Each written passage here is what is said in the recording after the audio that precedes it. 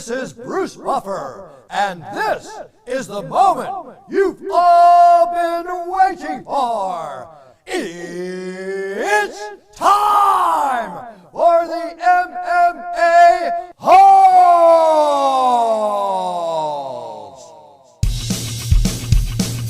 Mixed martial a-holes. MMA-Holes, MMA-Holes, MMA-Holes, MMA-Holes, MMA-Holes. You like to be a mixed martial a-hole. MMA-Holes, MMA-Holes, MMA-Holes, MMA-Holes, MMA-Holes. No way. From the Aunt and Uncle Studios of Arizona, UFC Fight Week Blaydes versus Ngannou, Usman versus Masvidal 2. Covington's got a lot to say. Law of the GOAT will be live with the MMA-Holes.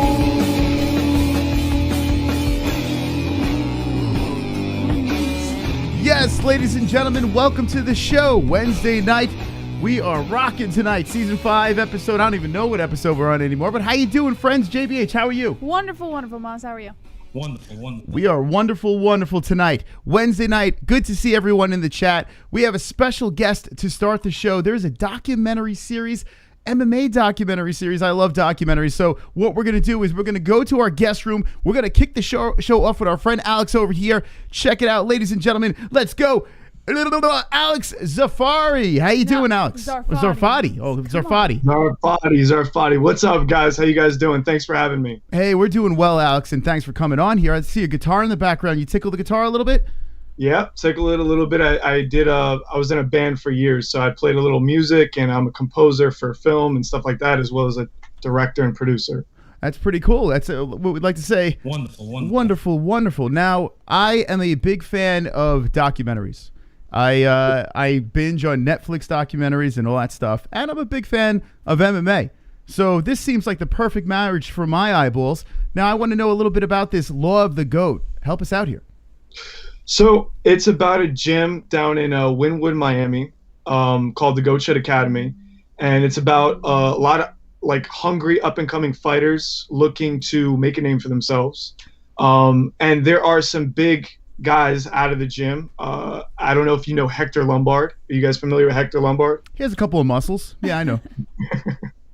Yeah, so, Hector trains there. We also have Baboon Palomino that is associated with them and does stuff with them and stuff like that. But pretty much, man, I mean, like, it's basically just a bunch of guys looking to make a name for themselves that are hungry fighters. And this gym actually went 29-0 last year, and they're just an up-and-coming great gym with great stories.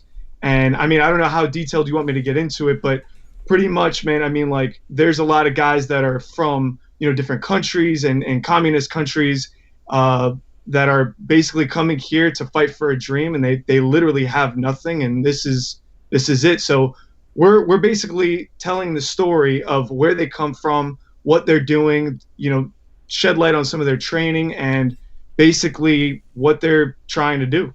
That's pretty interesting. Now, we hear that you're the director and producer of this project over here. How long ago did you start developing this? So we started at like the peak of COVID, and it was crazy because we were kind of looking for our next big project, and COVID kind of let us have a little bit of time off to think about it. And we got contacted by Awesome Zaidi, which is the head coach of Goat Shed, and he wanted to, just do some promo videos. And we got to doing some work with him, and we started, kind of meeting some of the guys and getting to know some of the characters in the gym. And we kind of got to talk about it, and we were like, what if we did something with this gym? What if we, shot some stuff and kind of like maybe some promo videos, but then also just like a little bit of behind the scenes of like what an MMA gym is about. And then as we started, kind of doing that, we realized there's a ton of great characters here. There's a ton of great stories here. And we just kind of started snowballing it. And then I was like, you know what? I think this is going to be it. I think this is going to be the next big project that we were going to work on. We were associated, I don't know if you guys know anything about powerlifting, but with a documentary called West Side versus the World. It was on Netflix. Have you guys heard of that one? No, I've heard the name. I've heard the name. I've never seen it though. Well, we were associated with that production. It was from a director, but he goes by the name of Michael Fahey. It was a very successful documentary, and we were kind of like looking to do our own thing because for that project we were kind of a part of his team. But this is kind of our first go at, you know, creating something of our own, making, you know, just doing something different, you know. So we're very excited about the project. We think it has amazing potential. I don't know if you guys seen the Law of the Goat social media page. We've been looking over on your Instagram over here. It's at Law of the Goat, and everyone go give it a follow, of course. Here we go. Yeah, so, you know, one of the main guys in actually a couple of the main guys in the series is right there. You'll see, well, that's actually Adrian, and you can kind of start to see his weight cut process right before his fight. You know, he had to lose like 20 or 25 pounds or something like that. And that's just, you know, the tip of the iceberg, man. I mean, like, you get to see these guys' weight cuts. You get to see the behind the scenes of their training. You get to see their lives and even the drama in the gym, because everybody knows that, I mean, you know, MMA gyms, they're not just, you know, you have a strong brotherhood, but there's always something going on. You know, there's always feuds or this or that. So it's just interesting, man, how all of this stuff plays out. It's so funny because, like, we started like almost 5 years ago, and we had the pleasure of doing events, sitting cage side, watching these men and women, interviewing these fighters after these fights, just the wars that they were into. The nicest people in the world, just doing this for the love of the sport, trying to put food on the table for their family. A lot of these fighters make $0 on the way up and go through the punishment of the sport with another job. And it seems like, from just looking at some of the videos over here, it seems like you're capturing the moments pretty well. Were there any moments where you were like, wow, this is crazier than I thought? Yeah, man. You know, when I first got into it, I mean, I was always into sports. Like, I was always into football. I played football through, you know, most of my youth and most of my childhood. And I knew what it took to be an athlete, but I never understood what it took to be an MMA fighter. Sure. And I realized really quickly that this is probably the hardest sport in the world. Coming in, I actually came in during, you know, right as their transition from amateur to pro. And one of the first fighters that we started following was Ryan Coos. And when he was turning pro, we came in, one of the first days that we shot was during his weight cut. And he had to lose like 30 pounds in about a week and a half. Wow. And it was like, you know, he was suffering through it. He was dying through it. And I remember he was in the bathtub, and excuse my language, but he did not give a shit. He was in the bathtub. He got out butt naked. He was falling on the floor. He was like out of it, just completely out of it. And, you know, the coach, awesome, which, I mean, man, like, I couldn't even tell you, like, I've been around a lot of coaches in my life. This guy loves his fighters, like, loves his guys.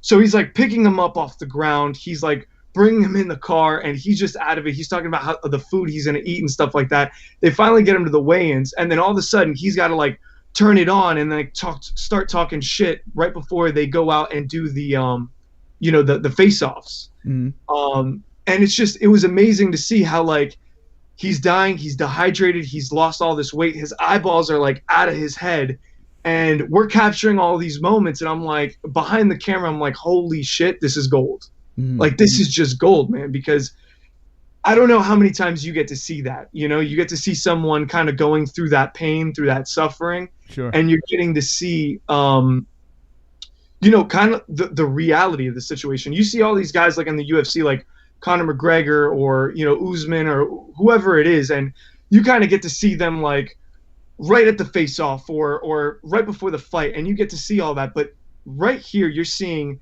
these guys have other jobs too. You know, they're balancing a work life on top of trying to be a fighter, and basically they're like, just like normal people, but just trying to put it all together. And they still got to perform. They still got to go out there, lose the weight, and then go fight. And then come Monday morning, get back to their day job, you know? So it's just, I have an incredible newfound respect for these guys.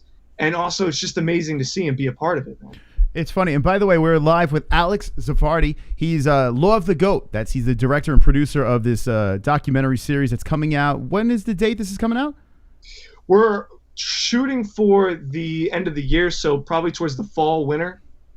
Are you trying to push it back because of the whole coronavirus thing and everything like that going on, or is this going to be on like a streaming service, or is this hitting the theaters?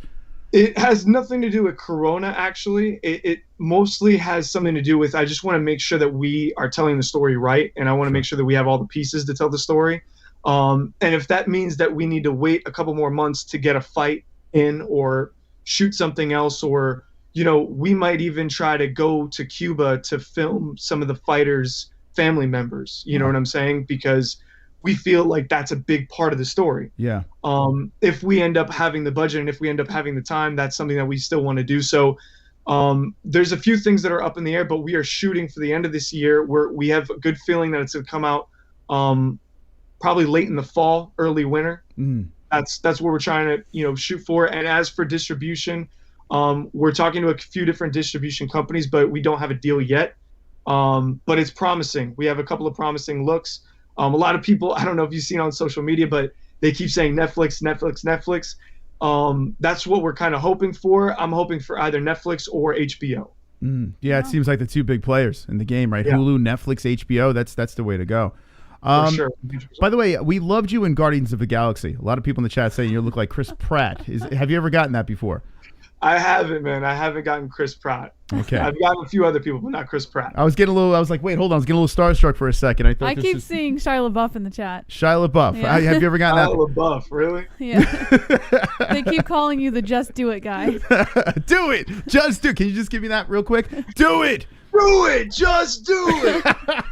Wonderful. There we go. I had a quick question. I know you said it's a docuseries. So how many episodes, like how long are you guys planning to put this project, like the watch time? So when we were in pre-production, we were thinking around 8 to 10 episodes. Okay. You know, when we get into post, everything is subject to change. I don't know how much you guys know about film and stuff like that, but especially with a documentary, even things that you think could work out the way that you plan it, it might not translate well in the edit. And you kind of have to be open when it comes to putting together a documentary and real life stories, that you're not scripting or fudging or anything like that. So we're planning for 8 to 10, but it could be something like 4 or 6. You know, it just depends on whatever makes this thing exciting and whatever really grabs our attention, as well as what we think the audience would appreciate. It seems like now documentaries are the way to go. Like, I find myself watching more documentaries than movies. It seems like everything's been done already in movies. Yeah. But with documentaries, you learn about unique characters and lifestyles, and it's just a interesting look at life, you know, through someone else's eyes. And it's fascinating. This project here fascinates me because we've worked with companies in New York that we've seen champions lose their belts and, you know, try to hold it together, and then behind closed doors in the back just completely fall apart, and their family embracing them. And like you said, going back to their 9-to-5 jobs and their dreams getting crushed and trying to go back to the drawing board and do it again. It seems like it's going to be an emotional series over here. Would you say that this is a feel-good series, or is this something that's going to tug on the heartstrings? So that's what is so crazy about this series. And it's almost like, you know, we have these moments where we're like, oh my God, I can't believe this happened. I can't believe this happened. There's going to be everything in this thing, man. There's going to be some comedy, because there are some hilarious moments. But there's definitely going to be some moments where you feel horrible for some people and you feel excited for other people. Just to give you an example, just recently, you know, we were very excited about one of these main fighters that's a part of the series. He had a title shot for Titan FC. I don't know if you guys know about Titan FC. Yes. So Landon Quinones was one of the guys, and he had a title shot, and basically this was kind of like his shot to not only get the Titan title, but then he was also basically promised a spot in the UFC after this. If he wins, he's basically in. And right before the shot, right before the fight, I think 2 weeks out, he blows his ACL. Oh man. So, and to me, that was like a holy shit moment where, like, we've spent 7 months with these guys. We've gotten to know them. We've gotten to learn their stories. We've gotten to really, I can call them friends. You know what I'm saying? So you spend 7 months with somebody and you're following them around, and then something like this happens to them, and it's heartbreaking, man. But there's a ton to that story as well. There's a lot more to that story, because even right before that happened, there was a lot of other drama going on. So, and not to give too much away, because there's a lot going on here, but it was just crazy. It was like one of those, oh my God, experiences. But there's been also amazing moments where people have triumphed and gone through a lot of stuff to then fight and be able to finally go pro and make money. And now they're sending their money to their family, and they're trying to get their family from Cuba over to America. So it's more than just fighting. It's more than just MMA. It's more than just training and inside the gym. It's how these fighters' lives are developing as human beings, and how they're sharing their lives and growing together. Have you ever had like a moment where you filmed something extremely pivotal that you probably know that you want to throw into the film, but you've had like the fighter involved tell you that they don't want that included? Like a dick or a floppy cock. Yeah, that's definitely happened, man. I mean, one thing that I try to tell these guys is like, look, we all have to be smart, and they all understand the amazing opportunity that this is. I mean, like, my team and I have put everything on the back burner, and we've given up a lot to do this series. And one thing that I try to tell them is like, look, no one wants to see something that is just you and your amateur fight. And that just is what it is. You know what I'm saying?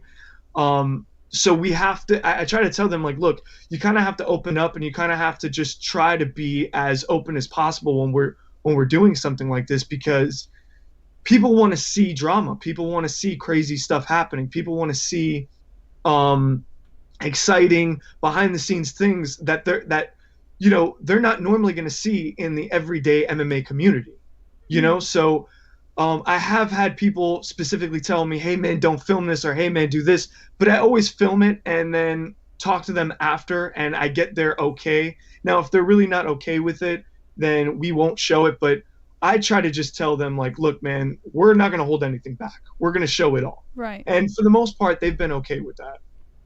We're live with Alex Rafati.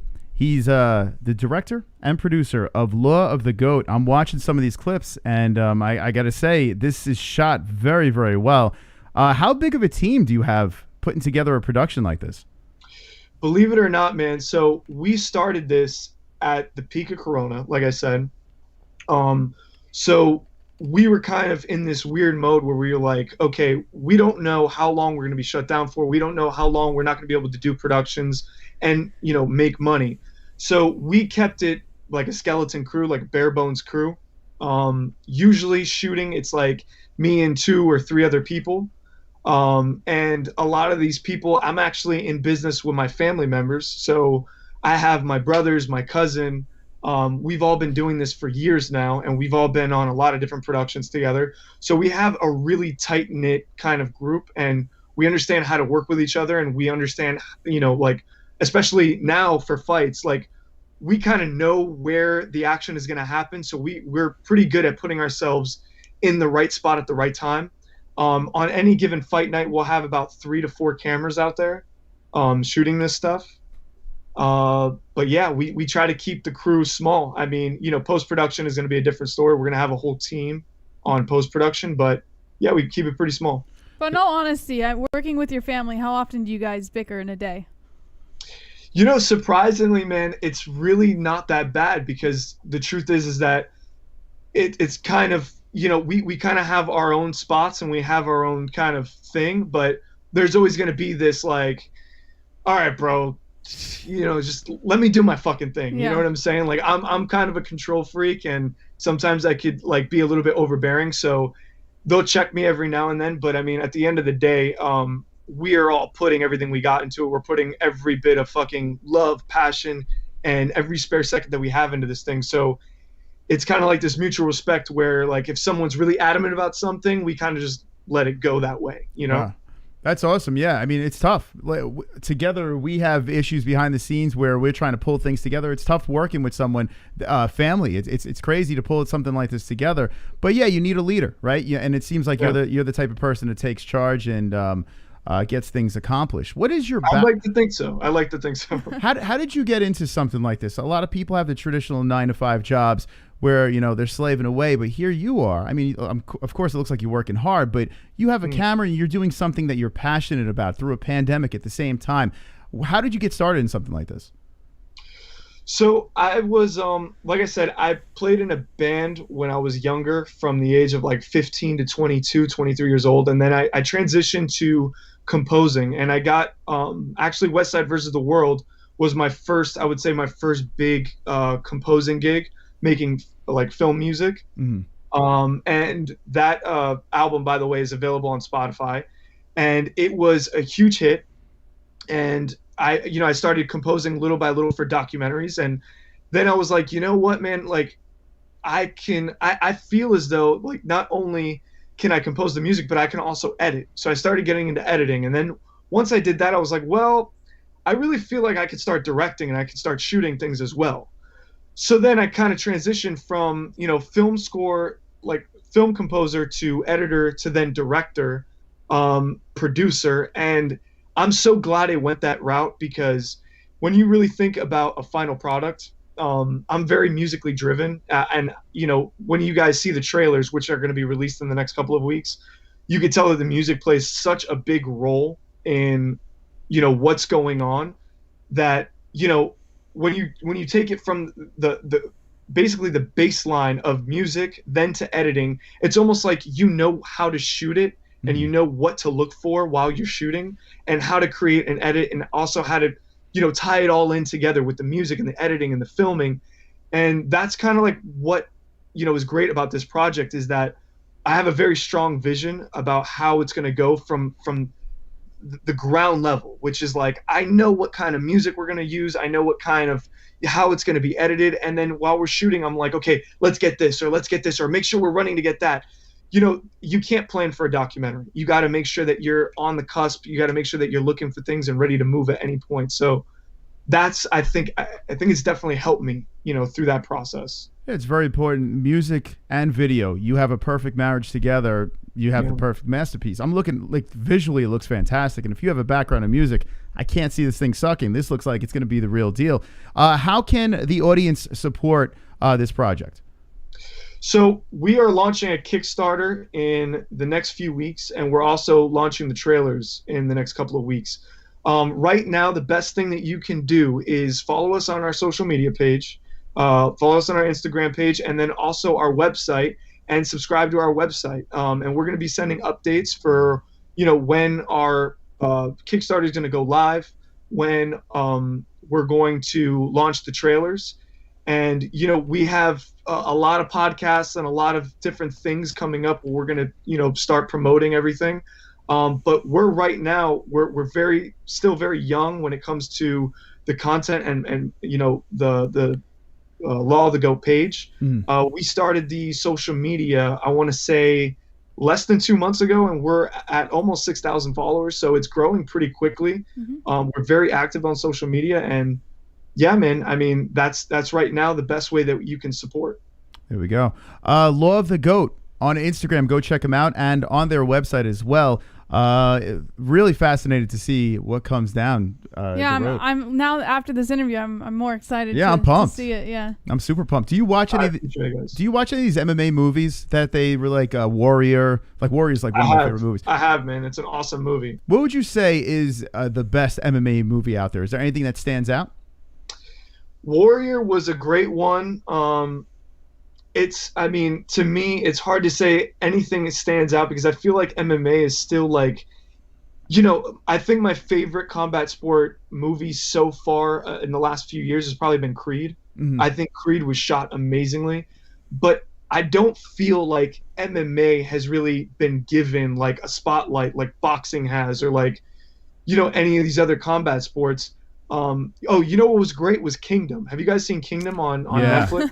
I watched every season but the last. I still got to catch up. She can't get into it. I don't understand. I love the show. Kingdom is fucking amazing. It's amazing. And I have to say, like, as I was watching Kingdom, because I started watching that as I was getting into this whole series and getting into this whole world.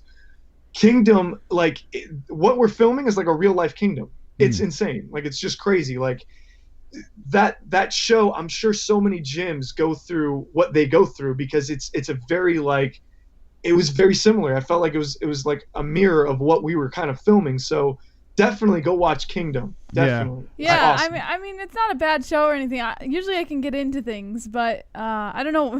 Maybe She'd rather watch Here Comes the Boom with Kevin James. That's your kind of movie, right? Kevin James. Well, Here Comes the Boom. Oh, God. Well, we're looking forward to this very much. So we'll keep an eye on the social media. Hit me with the ones in the chat if you're pumped up for Law of the Goat. Any final words to the community? You know what? Not really, man. Just thank you guys for having us on. Thank you for all the support. And go check out Law of the Goat. All right, Alex, thanks for coming on. Hey, when this is coming closer to being aired, come back on and tell us what we could look forward to. Will do. I appreciate guys. Thank you so much. All right, thank you, Alex. Alex Zafardi, jumping Zarfati. I called you Zarfati. Why did I call you Zafardi? You keep saying that. I don't know. I just want to call you a fart for some reason. I have no idea why. Alex, thanks again, man. Appreciate it. I appreciate it, guys. Thank you so much. Alex Zarfati. Why am I calling him Safardi? I don't know. You said it twice during the interview. And I wanted to be like, no, Mas, it's Zarfati. But I don't know. It's like, the New York in me. It's my accent. weird. I can't help it. I just want to call him a fart. Nice guy.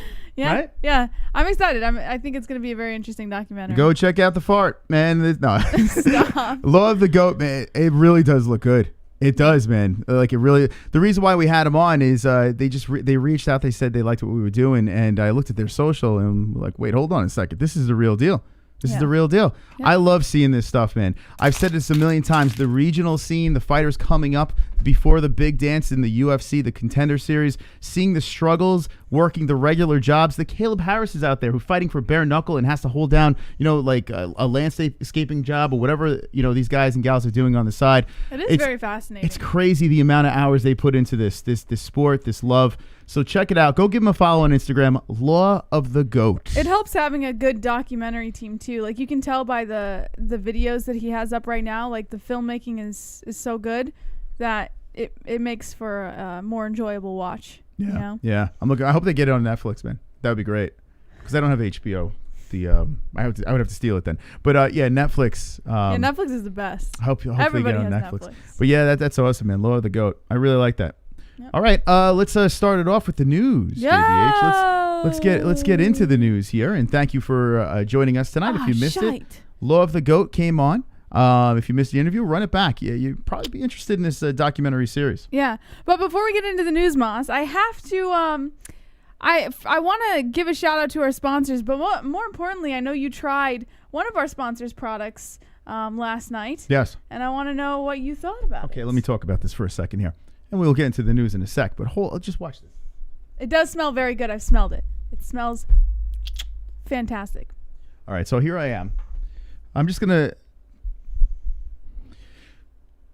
When we found out that we had Ballsy as a sponsor, I was a little skeptical.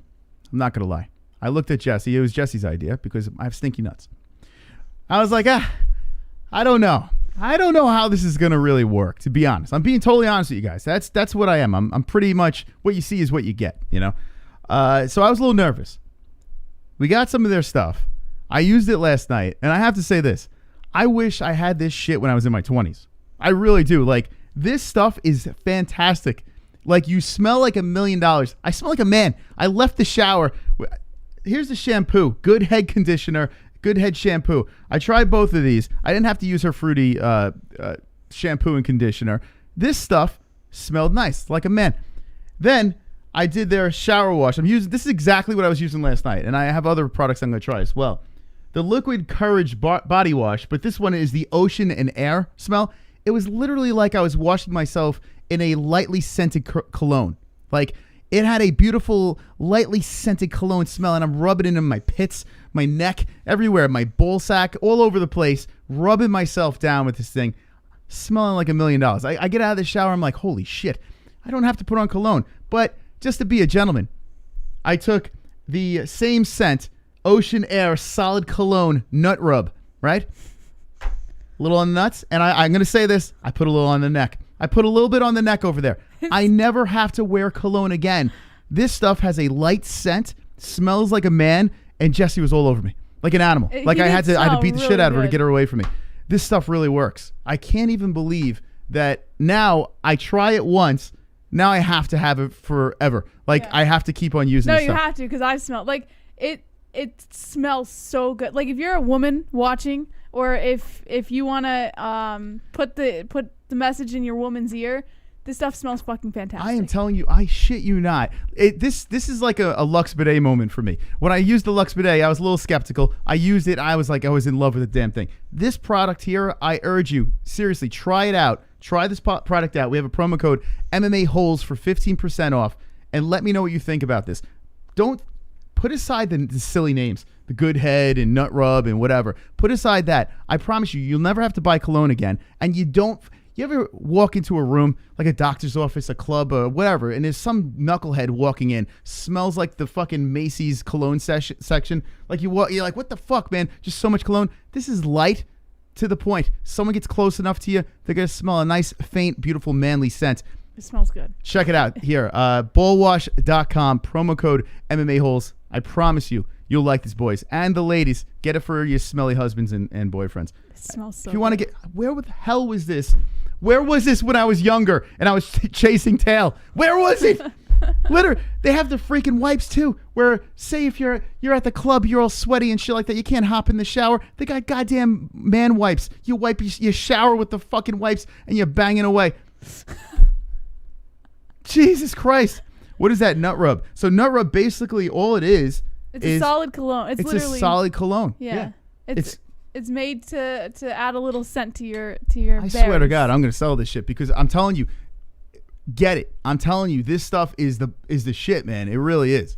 It really is. You take a little bit on, you smell good. Dude, I woke up this morning, I still smelled it. Like, I woke up this morning, it was still on me. Like halfway through, I'm still smelling this shit. It's fucking nuts. Listen, I'm gonna get you guys laid. I'm helping you guys out. I know there's a lot of lonely men out there. Please get it. The MMA-Holes. MMA-Holes is the promo code. All right. And you want to give them a little Lux too? A little Lux action? Lux Bidet. Run through the sponsors and get into the news. All right. Say goodbye to toilet paper with affordable premium bidet attachments by Lux Bidet. Lux Bidet attachments gently cleanse your skin, leaving you feeling refreshed and confident. You can save 10% with the link in the description. You get the 10% off at checkout. So you won't see it when you first add the item to your cart. They have a whole bunch of different bidet attachments that you can choose from. They also have like bamboo towels and stuff like that, but as soon as you go to checkout, you'll get the 10% off. And it's a simple attachment, and it's used all the time in the Moss home. So I highly suggest it if you're looking for a clean butthole, if you don't want to be using toilet paper and having skid marks on your underwear. We legit have the best sponsors in the world. Like, no joke. I am so freaking proud of having these sponsors that I actually could back, and I don't have to cringe every time I open my mouth. Like, I actually genuinely enjoy their product. Lux Bidet is wonderful, wonderful. Wonderful. Also, Mystic Roots CBD. Yeah, get top quality organic CBD products, including extracts, hemp flower, cosmetics, edibles, and more. You get 20% off with the promo code MMA-Holes, that's MMA-HOLES, at mysticrootscbd.com. If you are looking for anything to cure your anxiety, depression, insomnia, physical pain, anything that you might have, CBD can definitely cure. So I highly suggest Mystic Roots CBD. No additives, no fillers, pure organic product. mysticrootscbd.com, 20% off, promo code MMA-Holes. All right, so there's the sponsors, and thank you to our sponsors. Absolutely wonderful. Let's get into the news. Yes, so before we jump into the fights that are happening this weekend, Moss, Colby Covington called out Kamaru Usman. I'm not sure if you're aware. He says Colby's in limbo. He says Usman's win versus Burns wasn't special. According to Tyler Conway of the Bleacher Report, Covington got knocked out for the first time he fought Kamaru Usman. Given a second chance, Covington believes he's found weakness in Usman's game. The controversial fighter appeared on Submission Radio this week and offered a challenge to Usman, which in typical Covington fashion bordered on offensive. He said, quote, "I think that looks like a guy really primed to get knocked out his next fight, and I want to be the one to deliver it. He looks a little chinny. Dilbert, he's an oversized midget man. He's a 155er getting knocked out by 155ers. The guy's nothing, and that guy came out and dropped you and almost finished you in the first round. You got lucky to get out of that he fell on his back and just sat there for 5 minutes and let you recover. Besides that, I didn't see anything special. I see a guy that's gotten worse. He changed camps and he looks like a different fighter in the worst way. He looks like he's declined in his progression." You know what, Colby? You're turning down Leon Edwards. Hold on, we'll get there. Like, hold on. Come on, he's just literally going to be sidelined. Wait, hold on. Usman's not fighting him. Don't worry, we'll touch on that. He says, so he looks like a guy I'm ready to expose to the world, and I want to show them Colby Chaos Covington 2.0. I really wanted to knock him out. And this is what he said to Joe Rogan after the first fight. He said, I was saying I want to punish him for 24 minutes and knock him out in the last minute. So Covington's still holding on to the Usman thing. Obviously, you know, tailgating on this hype. Tailing on this hype behind Usman and that whole fight. So he's just looking for his moment to shine. But to touch on the Leon Edwards thing, Moss, Leon Edwards slammed Covington for basically being a pussy. He said, step up and stop being a bitch. I want to see Colby get back in there. I really wanted to see him fight Leon. It's a fantastic fight, but Colby's not stupid. He does realize that Leon's dangerous. Mm-hmm. And he's literally ducking. Like, it's Masvidal's ducking Colby. Colby's ducking Leon. Everyone is... Khamzat is... I don't know, he's got the coronavirus. He looks like he's ducking Leon Edwards. Like, what's going on here? Yeah. And you got the champ calling out a guy that literally should be, like, fourth in line to get the rematch. Well, according to Timothy Rapp of the Bleacher Report, Leon Edwards has had enough of Colby Covington. The UFC welterweight is ready for Covington to put up or shut up and face him in the octagon. He said to ESPN's ARIEL HELWANI, quote, "He talks all this shit on social media, but he doesn't want to fight. He makes excuses as to why he doesn't want to fight. Then step up and stop being a bitch. Let's get this work." Edwards, who's 29 years old, is 18-3 in his professional MMA career, though he hasn't fought since July 2019 when he defeated RDA. He won his last 8 fights, with his last loss coming to current welterweight champ Kamaru Usman in 2015. And the 32-year-old Covington, who also lost to Usman in 2019, is 16-2 in his MMA career and last defeated Tyron Woodley in September. So the real question is, does Colby Covington step up and stop being a bitch and fight Leon Edwards? I want Colby to fight bad. I like Colby. I like his shtick, but you know, all this talk and not, you know, let's go. Let's see a fight, man. Like, come on. Yeah, I agree. He's just waiting around for the rematch. And what's going to happen is the moment's going to pass him by. The only guy that's not ducking anyone is Leon Edwards. Yes. Think about this. Absolutely. One of the guys that everyone was annoyed about, he's not ducking anybody. Khamzat fight twice. He's ready to fight. Yeah, and he wants to fight Covington. He made comments about the Usman fight. Oh, actually, no, wait. But I'm sorry. Justin Harris is Leon's ducking Thompson. come on. Get out of here. I'm wrong. Justin's right. Leon's ducking too. There are a bunch of quacks up there. Yeah, you're right. He is ducking Thompson. What's going on? That fight hasn't been talked about for months. Listen, what do you mean Stephen Thompson? No, well, okay. Then Leon's empty. Leon has nobody. Leon has to fight Stephen Thompson. If he's not going to fight Colby. So, well, no, the UFC wants to put together Colby, so they're going to push for Colby. But if Colby does back out and run, and the UFC throws together Thompson and Leon Edwards, and Leon Edwards magically can't do that fight, then yes, Leon Edwards is ducking. Here's the thing. I'd love to shit on Leon Edwards, but the reason why he hasn't fought for so long is he was stuck because of the coronavirus. He couldn't travel. So that was a problem. The UK. Yeah. So, I mean, it wasn't completely like he's just sitting on the sideline not wanting to fight. He literally took Khamzat Chimaev, a person that had no business fighting Leon Edwards. Very dangerous fight. Wonderful. I said last week that Covington would hike up his skirt and run from Edwards, and you all scoffed at that. You see, I told you he's a coward. You're right. You can call me Mystic Black, because I predict these things. You're not wrong. Yeah, Covington, and well, listen, we can't really say Covington is running yet until Covington's, He's not fighting him. Wait, until Covington responds to Edwards. If Covington responds to Edwards and has some sort of pitiful excuse as to why he can't fight him, then yeah, he's running. But if Covington responds to Edwards and says, I'll fight you, Mystic Black is right. then Mystic then Black the is UFC right. has no choice but to put it together.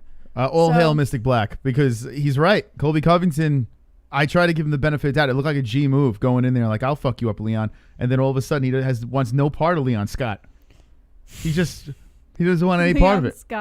Leon Scott, he doesn't want any part of it. He's calling him names. Leon's ready. And now Colby's like, I'm good. Yeah. This is crazy. Listen, the welterweight Gamer, division's I know nuts, you're saying man. it's clear he's scared, and I'm with you. I understand. Like, it definitely looks like Colby Covington is running. All I'm saying is, let's try and give him the benefit of the doubt. Give him the opportunity to respond to Leon Edwards. That's all I'm saying. Dana White hates. This is what he hates. 100. Well, he kind of likes it because it does kind of build a hype. Because if Covington does take, no one wants to fight. But if Covington does take it, then there's a story. You know what story? Like Edwards calling him a pussy, saying he's running and all that stuff. Colby, and you gotta now take Covington the Leon. Takes the fight. You gotta take the Leon fight. You have to. You have to take that fight. Yeah, man. it looks bad if he doesn't. How long you gonna wait? Yeah. My God. And now he's calling man. out the champ, but he won't fight number 3 ranked fighter. It doesn't make any sense. It's nuts. I mean, technically, he could sit around, and if the right opportunity comes up, he could wait. Well, what if he stays ready for Masvidal Usman, and say someone gets hurt or something? Well, we don't know if Masvidal Usman's even. God, even I wanted across. Colby to fight Masvidal. That's what I wanted. But Leon Edwards was a pretty good matchup. Damn, man. Well, we'll see. We'll see. Only time will tell for the welterweight division. It's crazy. This welterweight division's a mess. It's a hot mess. I added this story on because I thought you might get a kick out of it since you were so caught up in that whole story. I have a change of heart. Oh God! All right, hold on. I have a change of heart. So, according to Alexander K. Lee of MMA Fighting, Julian Marquez says Miley Cyrus loves me after that Valentine's Day weekend exchange. You know how everyone was kind of shitting on him, saying he blew it. Yeah. By telling her to get a henna tattoo and all this stuff. Yeah. Let me talk about this real quick, and then you can get into the story. Oh, okay. All right. So, like you said, everyone was saying he blew it, right? Yeah. So she said, "Get MC shaved into your chest, and then you've got me." And he countered with, "Well, you get a henna tattoo of the Cuban Missile Crisis on your belly, and then we're good." Yeah. Okay, it was pretty dumb what he said, right? A lot of people were like, it was dumb. But a lot of people that were saying he blew it and... He did blow it. Okay, a lot of people that were saying it, I did a little research. I was digging a little bit, right? Yeah. And I'm looking at these people that are giving him love advice. And then I'm looking at their wives and their girlfriends. They're with pigs. They're with slobs and pigs. Guys, don't say things like that. The people that are criticizing this man, Julian Marquez, are with 4s and 5s. Then you must be 4 or 5 Okay? because No, I you're said done. he blew it. But here's the thing. I am backtracking. And I'm going to say this. Everyone that's giving you advice, Julian Marquez, and saying that you blew it, they don't even know what the fuck they're talking about. They're running around with fucking 4s. Moss, he blew it. So Julian Marquez, I'm going to help you out. Julian Marquez. Say what you want to say. Be your own man. If you're a fucking caveman, you want to club her over the head and drag her into your fucking cave, go for it. Don't listen to fucking DC or ARIEL HELWANI running around 4s. Wait, what did DC say again? He said this is something that Jesus, a guy. Did you see DC? He said Dude looks like the fucking Stay Puft Marshmallow Man. Wait, he said this is something that a guy who's never had a girlfriend would say, or some shit like that. It is crazy. It is fucking crazy. He's saying this is something a guy that never had a girgirlfriend said. But what is DC Casanova? The dude looks like a meatball. You don't know. No, he's probably a little player back in his day. Yeah, he's a player. I'm sure. I'm sure he's a player. Let's be fair. If I would listen, I can just speak only on as a woman, right? If some guy was trying to woo me by saying, "Oh, you know, I want her to be my Valentine, blah blah blah," right? And I say, "Okay, just put JBH, shave it in your chest, and you've got me." Yeah. And then he came back to me saying, "Oh, okay, you get a henna tattoo of my nickname on your belly, and then we're good." I'd be like, "No, bitch, you wanted me first." Okay, I understand what this, the but fuck? what if it works? Like, what if it works? Listen, it sounds stupid, but he's going after Miley Cyrus, and she's a fucking nut job. He had her, and then he countered. The people that said he blew it, the people that are going out there criticizing this man, she didn't they respond. need to look in the mirror. She didn't respond. Why? Because it's like, no, you wanted it first. The loudest fucking people out there. Look at the people that are criticizing him. They're fucking. I'm criticizing. They're the him. worst. They're acting like they're a cocksman, like they're just God's gift to women, like they know everything, like they're Hitch. No, they're it's fucking just common sense. They're fucking Will Smith and Hitch, where they're giving all the greatest advice. Shut the fuck up. ARIEL HELWANI giving love. Imagine ARIEL HELWANI giving you love advice. Can I speak? If you were wooing a woman and you said you want her to be your Valentine, and she said, "Okay, just shave my initials into your chest and you've got me," Would you counter with something else, or would Jesse. you just fucking do it? Even if they're right with their advice, look at the people giving the advice. Who cares who Daniel it is? Cormier looks like he needs to be buttered to get through a fucking doorway. You mean to tell me that fucking guy is going to give me love advice? If I'm Julia Marquez, I'm like, DC, listen, have another fucking cheeseburger and shut the fuck up. Like, that's how I would be. Like, imagine giving... It's like getting fucking driving advice from Stevie Wonder. Like, what the fuck? Like, what? Think about it. Even if it's the right advice, I'm not going to listen. If I'm Julia Marquez, I'm going to be like, what the fuck? I'm not listening to... Daniel Cormier is going to give me love advice. All right, well, let me tell you the story real quick. Come on. All right, according to... Boiling my fucking... Well, he my hot agrees pockets. with you. Your hot pockets. Yeah, it's boiling them. All right, according to Alexander Cayley of MMA Fighting, Julian Marquez wants everyone to know that he has the whole Miley Cyrus situation under control. Yeah, leave him alone, man. All right. Ariel, the fucking love Dr. Ruth. The Cuban Missile Crisis was one of the most talked about fighters of UFC 258 weekend, arguably garnering more mainstream attention than even victorious welterweight champ Kamaru Usman, after issuing a romantic call-out to Cyrus following a dramatic come-from-behind win against Maki Pitolo. Hey, I want to get some pussy. Ariel Helwani, can you help me out? Like, what the fuck? Hold on. More surprising that Marquez's post-fight ode to Cyrus was the fact that she actually responded late that evening, daring Marquez to shave her initials into his chest and referring to Marquez as my love. Marquez responded with a challenge of his own, asking Cyrus to get a henna tattoo of his nickname on her midsection, which prompted the MMA social media sphere to wonder if he'd whiffed at his chance to woo a world-famous celebrity. But Marquez is telling everyone to relax and that everyone is reading on the internet, or what everyone is reading on the internet might not be the whole story. He told MMA Fighting on What the Heck, quote, "First and foremost, there's a lot more going on than you think, than you guys know. I did that. It's working. A gentleman doesn't speak. A gentleman doesn't tell their secrets. I'm a gentleman, but I didn't blow my shot." I hope he plows Miley Cyrus and shoves it in their faces. He says, but I didn't blow my shot. It was Marquez's temerity that caught Cyrus's eye in the first place, and he's not making any apologies for his brash reply. If anything, he's doubling down on his bet that Cyrus will appreciate the bold gesture. He's also teased an announcement regarding his and Cyrus's plans. He said, "The difference between me and everybody else is I'm always going to be me, and I'm always going to be who I am no matter what is in front of me, no matter who's in front of me, no matter what it is. The thing is, I'm not going to change who I am for anybody else. I'm going to be me, and a lot of people love me, and a lot of people enjoy me. If I wasn't me, then this call out for Miley on Valentine's Day would never have happened. That's being normal. That's being me. This guy's getting love advice from Mongoloids. This is me 100% if you know me. The thing is that when I sat there, I know Miley loves Tupac. Miley loves artists. I did that as a joke. I thought it was funny. It was great, and it went back. It's Miley Cyrus. Of course, everybody wants to sit there and say, I'll do this, I'll do that. No, I'm going to give you... The more I'm hearing this guy speak, I want to vomit. All right, whatever. Listen, you were the one who was interested Yeah, in this no. guy. I just wanted to give my opinion and move on. I couldn't give two fucks about this man's sexual life.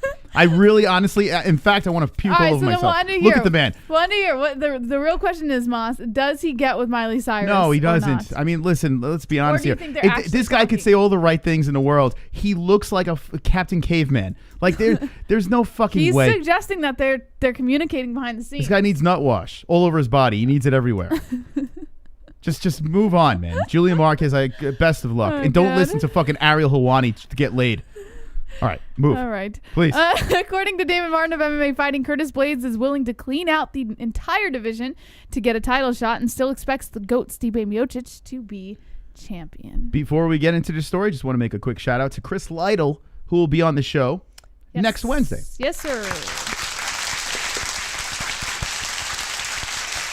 I gotta pee.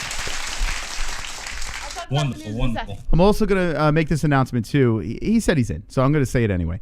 Will Harris from Anatomy of a Fighter was supposed to be on tonight. Will, next Wednesday, buddy. We want you here on the show as well. So Chris Lytle and Will Harris on the show. I think that would be a nice back-to-back interview right there. Will Harris, listen, one of the best documentary guys out there. So next Wednesday.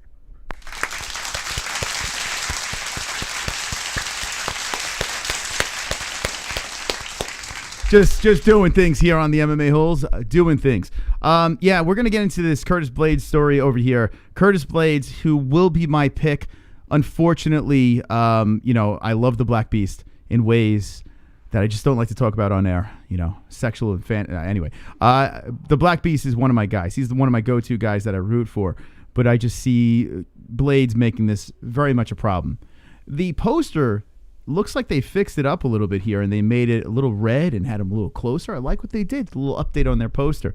I think it's going to be a good fight. I'm fired up. I'm hoping that my prediction's wrong, and we just see some very interesting moments where Lewis has Blaydes stunned, or if Blaydes does get on top of him, maybe we'll see that ground and pound from the Razor Blades. I'm hoping for a good fight here. I'm going to be very optimistic, even though if Blaydes wins, there's a good chance it's going to be a slow-paced, drag him into deep water type deal. Yes. All right. According to Damon Martin of MMA Fighting, despite a dominant run in the division that already includes wins over 4 of the top 15 fighters ranked at heavyweight, Blaydes is stuck on the outside looking in when it comes to title contention because of the matchmaking already determined right now. Reigning heavyweight champ Stipe Miocic will face Francis Ngannou in a rematch in the main event of UFC 260. Hold on. A great question from Sean Hart. It says, Black Beast, love advice over DC. You know what?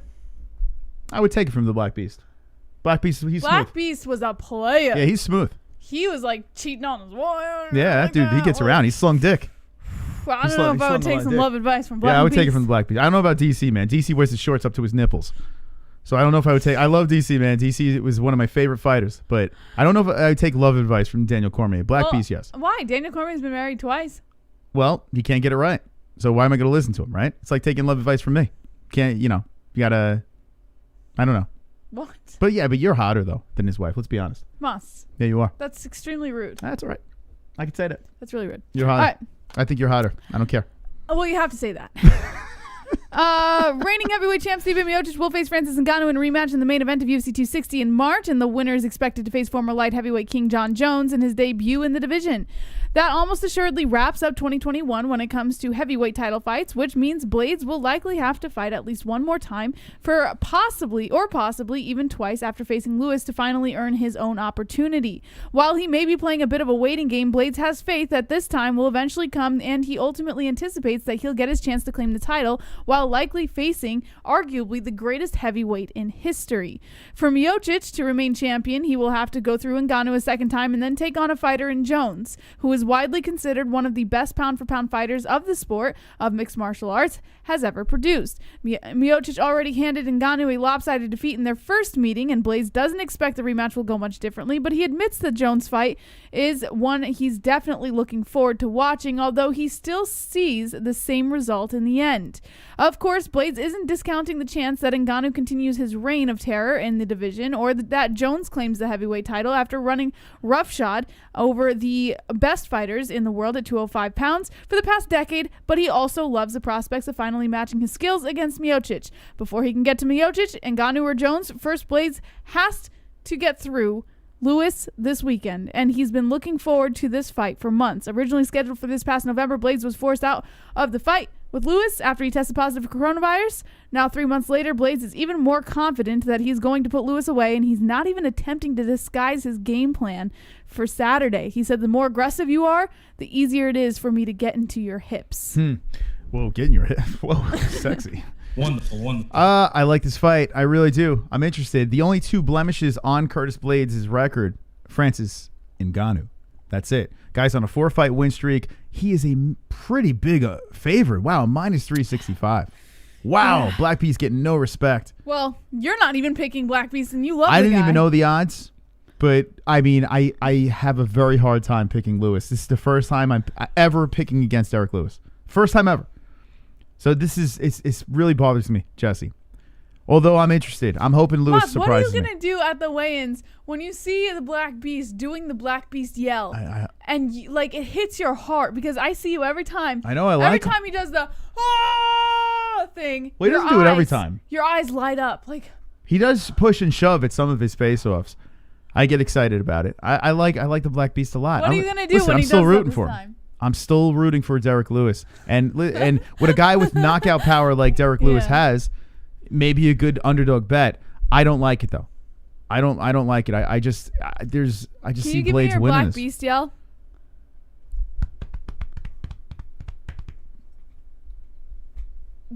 Where's the yell? Where the hell is the I've yell? never heard him yell. Yeah. I've seen it. No, it's like, oh! No, you sound like Sloth from Goonies. He sounds like you guys. You sound No. like what do you have no. Down That's syndrome? what it sounds like. The Black Beast is not retarded. No. Yeah, that's what he sounds like.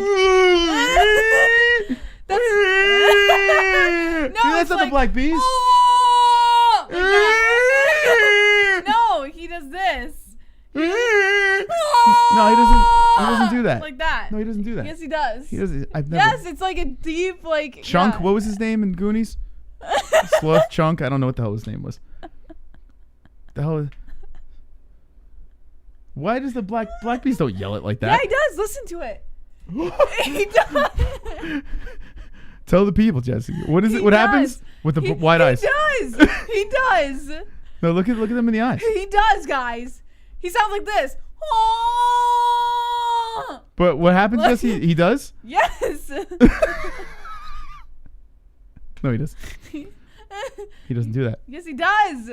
Yes, He yells, does. but he doesn't sound like that. Yes, he does. He's like, Yes, it's like a deal. Like it's like a whale maiden. That's what it sounds like. No, he does guys, not tell sound me like I'm wrong. Tell me I am wrong. Tell me I'm wrong. You're wrong. What do you think about this poster, though? I like the poster a lot. Check this thing out. They revamped it. It was like this blue, like I don't know, felt like weird ass Disney poster, and now it's like glass breaking, red, face to face. Looks like they could give each other a little smoochy poo. I like this poster though. It's cool. Okay. Oh god. All right, so yeah, like Chewbacca. Black Beast versus Exactly like Chewbacca. Yeah. Like you know? Like you know what I mean? They're just humoring you. There's no way the man sounds like that. He does. Okay, I'll show you after the show. I'll show Okay. you his next way. It does sound like that. Okay. It sounds like that. All right. I think I'm gonna go with Lewis now that you're picking Blaydes, Moss. I might have to go the under. I hope you do, because that means I win. Why? Every time you go against me, like in a big fight. Not true. It's true. I picked Volkov, and you picked what's his face, Derek Lewis. and what? Oh, when they fought, I picked Derek No, Lewis. the last Volkov fight, Moss. And who won? Volkov. Here's the thing, you're either the champ or you're a draw. Very few are both like Khabib. Colby is neither champ or a draw. This smuck needs to fight to get a title shot. That's one way of putting it. Seamus. That's one way of putting it. He does. I'm with you, man. Fight Leon. Let's go. All right, so Black Beast Yeah. or Razor Blaydes. Who wins? I'm going with. Pro Monkey says, I've been to the Goonies house. Kind of notices Chewbacca had a special needs brother. Is that what Jesse is doing? Duke Chronic says, Lewis 4 in a row would be top 3. Eddie Machete says, nah, just stop Narson around and quit trying to tell me what to do. What? Who are you talking to? Call me for Listen, he sounds like that roar that you make. That reminds. That's what Eddie Machete sounds like when he screams in the chat. Breaking news. Derek Lewis confirmed positive for Super Smash Brothers. Thank you, DVSV. We get the. Thank you. That is our breaking news, man. DVSV coming in. Coming in hot with the news. Oh, God. Big Chungus. Lewis definitely says Cam Wilson. Two Joints says Love You Moss and JBH. Uncle Mike H says Pale Monkey and have been there too.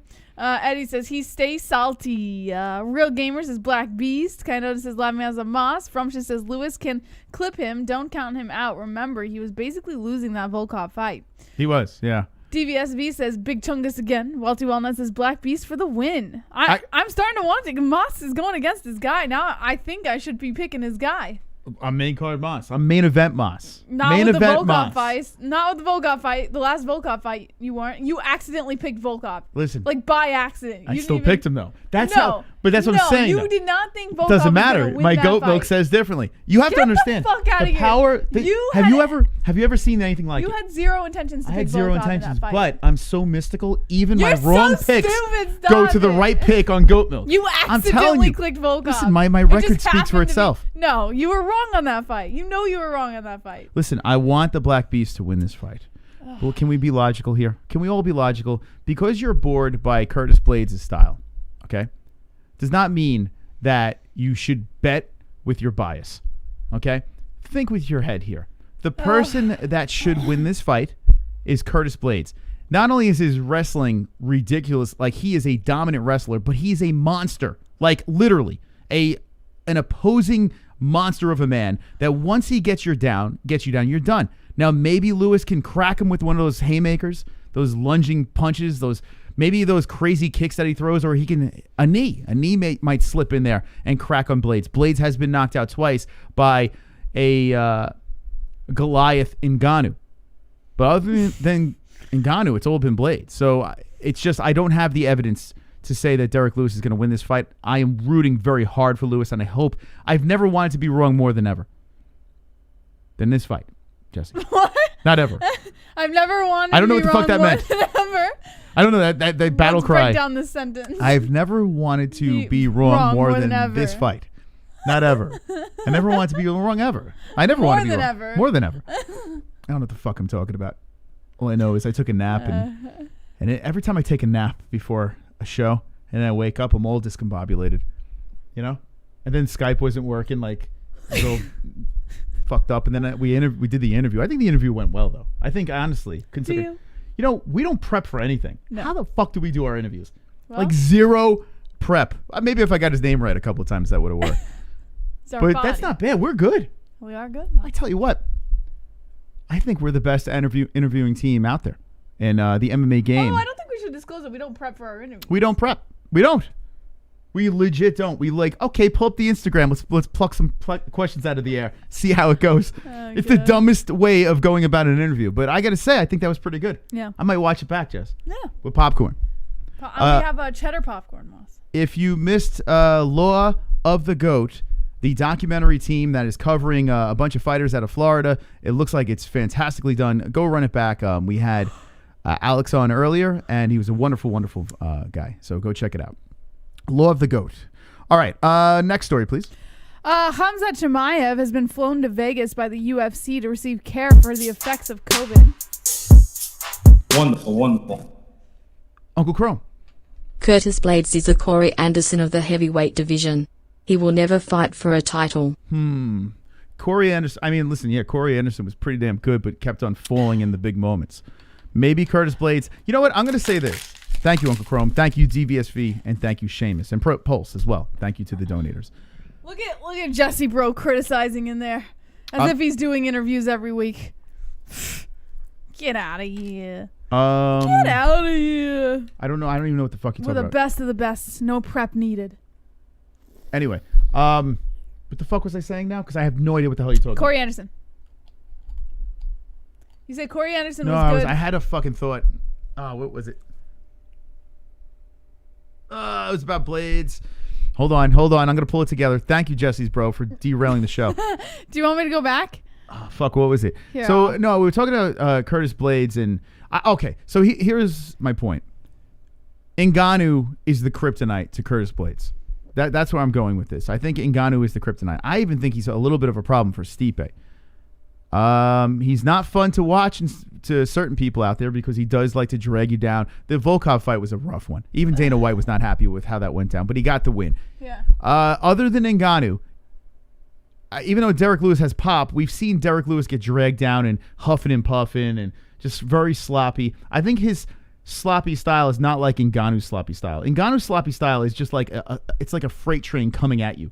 Derek Lewis, he kind of telegraphs his punches. You know what I'm saying? Or he gets lucky within like his opponent makes a mistake. Curtis Blaydes, I don't feel like he's the type of guy that's going to make that mistake. I hope he does, but I don't think he will. Wonderful, wonderful. Mikey. I can't wait for Usman to fuck Colby Jack and Jorge Masvidal again. Look at what Usman did to his close friend. Imagine what he does to those two he hates. New version of Usman. Yeah, I like Angry Usman. Angry Usman is Definitely nasty, man. Angry Ooze. You got motivated McGregor. You have full camp Masvidal, and now you got Angry Ooze. Angry Usman. I don't like that you call him Angry Ooze. Angry Ooze. Where's That's the an name? Angry Oozy. That's why we got to get Will Harris on here. What? We got to talk about Angry Uzi. Are you gonna talk about him as Angry Uzi? Like, tell me about this Angry Uzi fella who just so happens to not be able to lose. He's just that good. Yeah, Angry Uzi. I think that should be his nickname. Instead of the Nigerian Nightmare, let's lose the Nigerian Nightmare. Angry Uzi. Kamaru Angry Uzi Usman. What do you think? The Angry Uzi, you know? Okay, next story. Maybe it doesn't work. All right.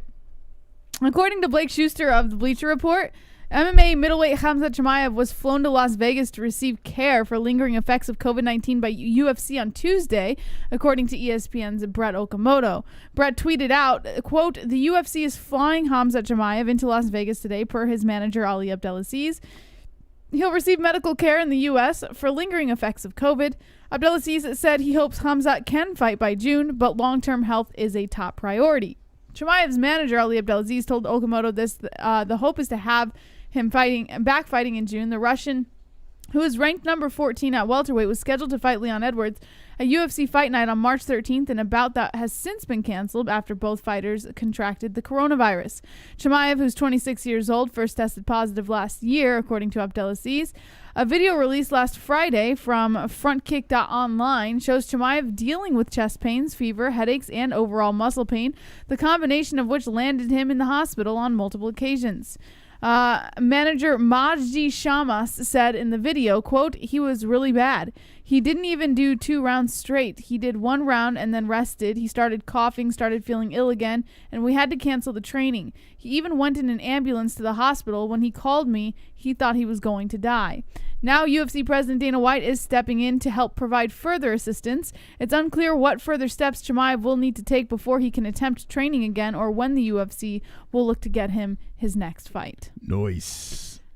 All right. Top tier, top level care by the UFC, Moss. Flying Khamzat to Las Vegas. You know what they're doing, right? What? They're doing like they did with Ngannou. They get him in there, make him a test tube fighter. The guy has a lot of potential, a lot of talent. Put him in the facility, make sure he's nice and healthy, give him the proper doctors and trainers, and grow him to be like another Francis Ngannou. Yeah. I like it. I hope he can recover. But they're just trying to give him care for the lingering COVID effects. Yeah, because he could be a star. He really could. So I hope it works out. Hit the like button, you fucks. All right, next story, please. And yes, hit that like button and shout out to Ballsy. We got to do a Ballsy giveaway. I was thinking about it. While Jesse was reading that story, I was taking a piss and I lowered my pants and I took my penis out. And usually that's what you do when you take a piss, Jess. I'm not sure if you know this. But I took my penis out and I smelled Ballsy. Did you? Yeah, I got a little faint smell of good stuff. And I was like, I'll tell you what, ladies. that's great stuff, man. It smells fucking good. Yeah, it's good stuff. And Any single guys in the chat that need to get laid, need help? It is a very pleasant surprise, ladies. Yeah, if you're a single man, I feel like we should do a Ballsy giveaway. Let me know what the ones in the chat if you would like a Ballsy giveaway. Yeah, it's not a bad idea. What about for this? What about this fight reaction? Saturday? Don't do it on Fight Night. Do it on a pay-per-view. We'll do Mystic Roots the next pay-per-view. But how about we give back again? We don't normally do this, but how about we do a Ballsy giveaway? Okay. We'll send something from Ballsy. You want to do it this Friday? For the winner of this goat milk. We usually don't do it for a fight night, but we're going to do a giveaway for Blaydes and Lewis. One to the chat if you want some Ballsy. By the way, listen, like I said, do not get discouraged by the name or the. They like to have fun too. They like their little humor. Yeah, they use humor to sell their product. But I tell you what, man, it's gonna work, man. It's gonna help you guys out. I like the name. See, Real Gamer needs a little help. Let's get him some Ballsy. Let's see how many people want to fucking spice up their their love life or just smell better. My favorite scent. All of the scents are fantastic, but my favorite one is that Ocean Air one. That's my favorite. Roberto's in the Glove Touch. Mike H. All right, hell yeah. So that's what we'll do. I mean, listen, we're not fucking made of money here, but fuck it. We'll just send something out from Ballsy on Saturday. We'll do another giveaway. We'll do a bonus giveaway. So whoever wins our Pick'em League first place will get something from Ballsy. And if you're a female, it's fine too because you can give it to your husband, your boyfriend. Easter's coming up. Put it in their dad. Easter basket. Oh, what? Dad, you need to smell a little bit better, man. Why would you? Well, if they don't have a boyfriend or husband, they That's have to their weird. brother. Be like, hey, you want to get laid? I mean, I don't know. I think it's kind of a cool gift. It is a cool gift. So UFC 258 medical suspensions. Kamaru Usman is facing a potential 6-month term for his right foot. Did you know this? He was stomping too hard. According to Steven Morocco of MMA Fighting, Kamaru Usman needs to get his right foot checked out after his successful title defense. The Nevada State Athletic Commission is requiring the UFC welterweight champ to submit a clear X-ray. Hold on, Jess. Wonderful. The donate boy's been tickled. Go look at Curtis' record. Almost every guy he has beat he'd except Volkov is 40. Dude beat up everyone in the nursing home. Went to the sick ward and Francis sent his ass back to the nursing home. Not Lewis, though. Lewis is 36. He's pushing 40. Wonderful. Easy. I'm telling you, Khamzat was created in the lab by YIFK scientist with Khabib, Conor, Tony Jeans. He's malfunctioning. He's malfunctioning. There's something wrong with him. Get him back in there. Yeah. Get back to work, guys. He's falling apart on us. Yeah. It happened to Ngannou. Merry Christmas. My name is Troll, and I'm a special hole. I'm shirtless and alone again. Internet is my only friend. It's Christmas, hooray. I sit and watch MMA. No girlfriend this year, but I have my hand. Sit in front of computer, making fun of people. No avatar to hide my gremlin face. Oh yes, it's Christmas, I am so hideous. Maybe Santa will bring me a pocket pussy. Wow. Ballsy, wonderful. Wonderful. Wow, Roberto, thank you so much, man. Thank you so much. That was very nice of you. I felt the spirit. Did you feel the spirit there? I felt it, Moss. Thank you. If you'd like to donate, there's a link in the description. Nightbot spamming it. Hit the super chat. Be wonderful. Moss, Yeah. I felt it. What? The spirit. You couldn't keep a straight face? I am. What do you mean I couldn't? I'm I felt the spirit. Moss? Me too.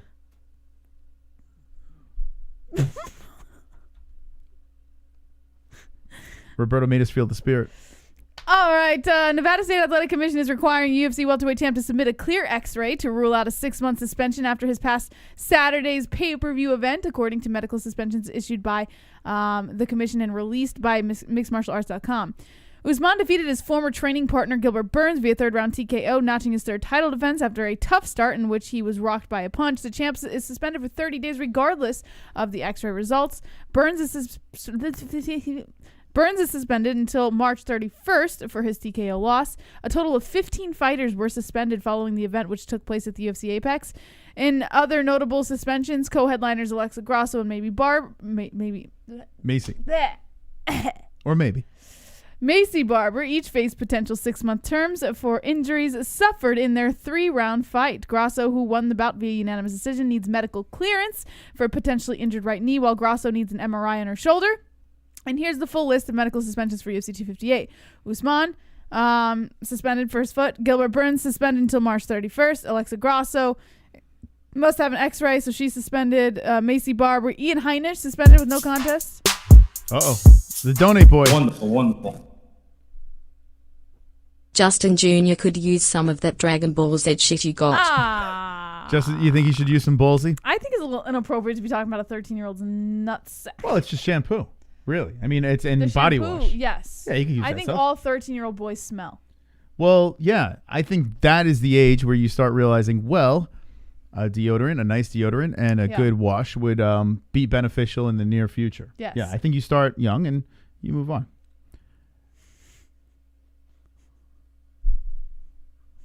Okay.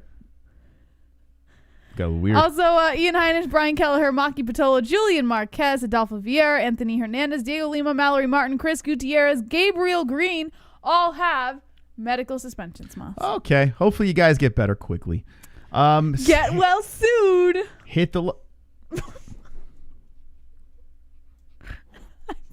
Did you guys see the video? Like that was cringy. So here's my segue. Karen Bryant. Did you guys see the video that she put out with yeah. and Angela Hill? Yeah. By the way, Angela Hill grew on me. I actually really like her now. I've come around. I think I'm an Angela Hill fan. So she's trying to like, Angela Hill's doing like, not play by play, but she's doing like analysis with the UFC's broadcast team and all this stuff. And she's doing podcasts and doing her own thing outside of the fighting world. And I hope she's very successful. The only thing I hope that's not a success is the fact that she's working with Karen Bryant. They put out a video on social media where Karen Bryant's wearing this like purple pink wig. And my God, there's a reason why her name is Karen Bryant. I mean, it is. Is this? Where's the video? Is it on? Let me see if it's on here. Wonderful, wonderful. Let me see if I can find it. Here we go again. Usman using another injury excuse so he only has to fight once a year and avoid those EPO tests. It is a problem with Usman. It does seem like he does take a long time, but he did say that with his body type, he likes to re-heal and make sure he's ready. I think that's another reason why he's very successful. I think he does heal the appropriate amount of time, gets everything back in shape, and hits the cage at full force. So yeah, it's not great if you like an active champ. You're an active champ. I am. Do we have to show the video? No, we don't have to. I just want to show what she looks like so you can find it for yourself. Ugh. Man, she is. Anyway, I don't know if you saw the video, but it is. Oh, she is. I gotta say, if you say there's one person that you're not a fan of, it is Karen Bryant. I am not a fan of Karen Bryant. In fact, I loathe her. I loathe Karen Bryant. Yeah. Come on. Ever since she fucking banned us for just putting a goat in her chat, that's it. She was out. But I'm glad. She was intimidated by seeing the name. I am glad that that happened because it started my dislike for a long time ago. You already disliked her when you put that goat in there. Listen, I was on the fence. I was on the fence, but she and Wade and oh my God, they are the worst. Some people they love her podcast. Listen, there's an audience for God, she's everything, annoying. Moss. Karen Bryant is the worst. Wonderful, wonderful. The absolute worst. M15. So if you send me products for my balls, are you going to jail? No, it's just a normal product. Only if you send nudes after we send the product. What kind of question is that? What the fuck? Are you going to jail? It's just it's a fucking hygiene dude. product. What are we? We're selling you drugs? Yeah, send me your crotch pics and then we'll talk about it. Wonderful, wonderful.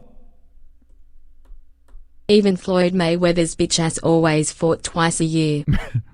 Okay. Yeah, Chrome. I don't think Chrome's a fan. I don't think he's a fan of.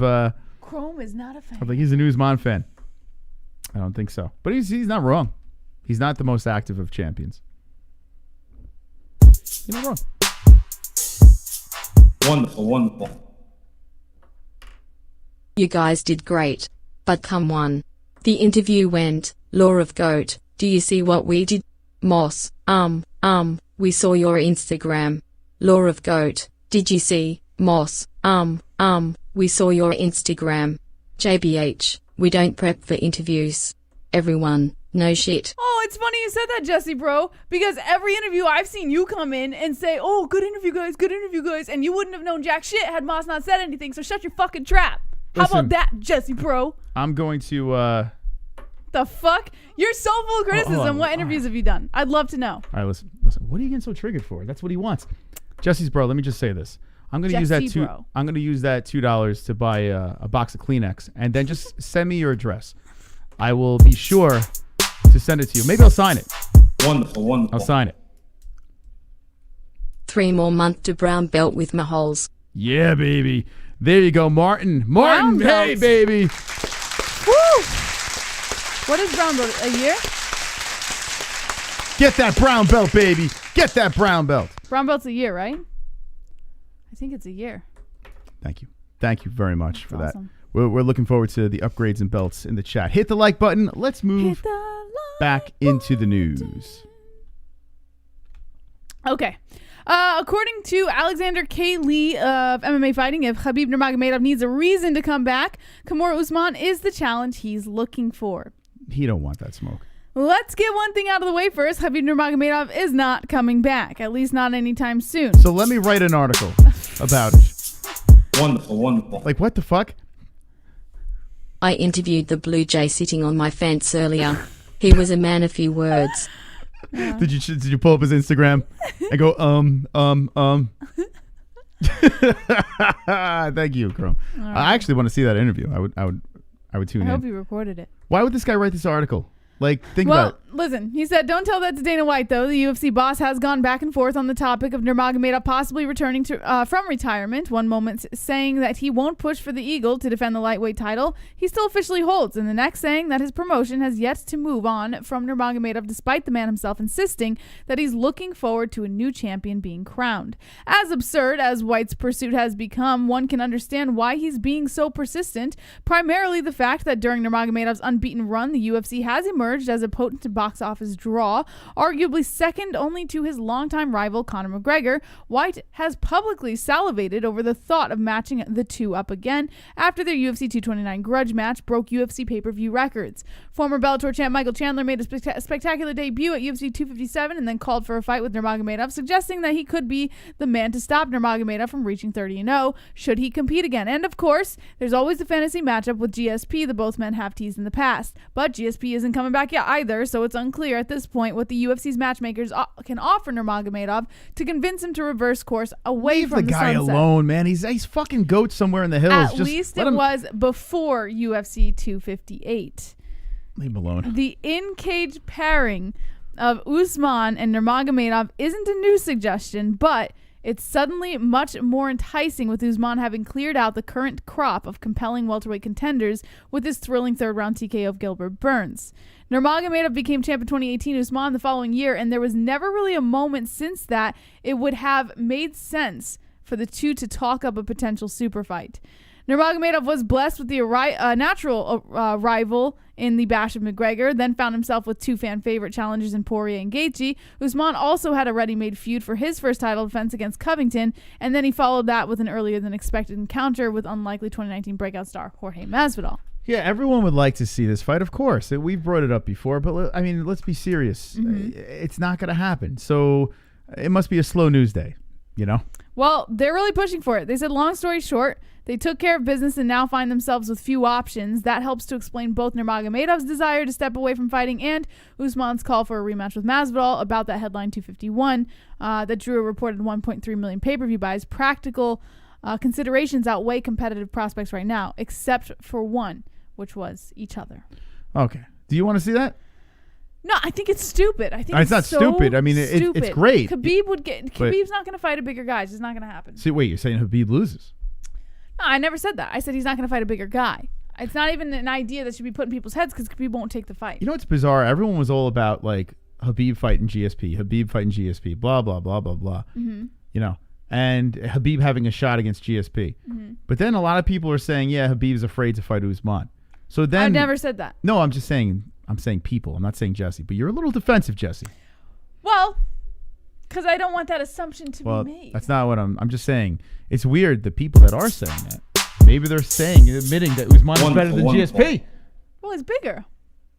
When GSP said him done, Dana instantly made Johnny Hendricks and Lawler a title fight. When GSP did it again after beating Bisping, he instantly made Whittaker the champ without him even fighting for the belt. Yeah. Why doesn't he do the same for Khabib? They won't let it go.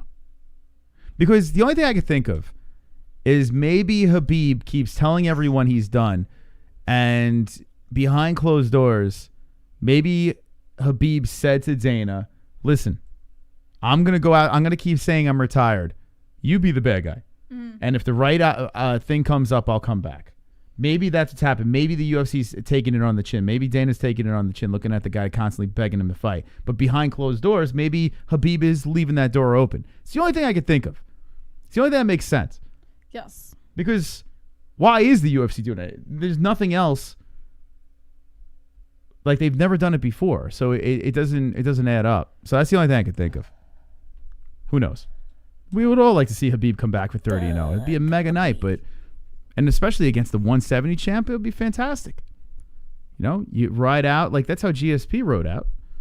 Went up, took Bisping's belt, said, see you later. Khabib has a chance to do it at 30-0. I mean, yeah, it's a great story, but he clearly doesn't want to do it. So leave the guy alone. You know, he needs something to pop up that's more interesting. So let's see what the chat says. 30-0 sounds much better than 29-0. It does, yeah, it does. But a guy like Khabib, you know, he doesn't really need that flash, right? I don't think he's competitive, but I don't think he really cares. You know, he's more. Wonderful. Hold on a second. We got Hector coming in. They both publicly said they won't fight each other. It's a respect thing and they are friends. You can look it up. There is no reason for Khabib to go up as long as his friend is champ. So that narrative is kind of whack. Thank you, Hector. But because I'm sure you can probably find Gilbert Burns and Usman. I'm sure there are moments where those two didn't want to fight each other. You know, it was interesting when DC finally admitted. Like, he used to say, I don't want to fight heavyweight because as long as Cain Velasquez is there, he didn't want to fight. He didn't want to fight his friend. He didn't want to fight his friend. He never really admitted to Cain Velasquez just being able to whoop his ass until recently. Recently, Daniel Cormier said, yeah, the reason why I didn't do it is because I knew what happened in the gym and Cain he lumped me up. So now finally DC admits it. Maybe, just maybe, Khabib is very realistic of the fact that these guys at 170 are a problem for him, and he's not going up. And I respect it. It's fine. You know, it's all good. So we can't be forcing him anymore. The man said he's retired. It's all over. We got to move on. Move on. Wonderful. This is Conor 2.0 written all over it. He let Conor hold the belt up in 2 divisions for almost 2 years. Yeah, but it's a little different because Conor Khabib is serious about leaving. He has like knucklehead ways, but there is something in the back of my head that might think that Khabib is open to it. It's the only reason why the UFC fighting again. Yeah.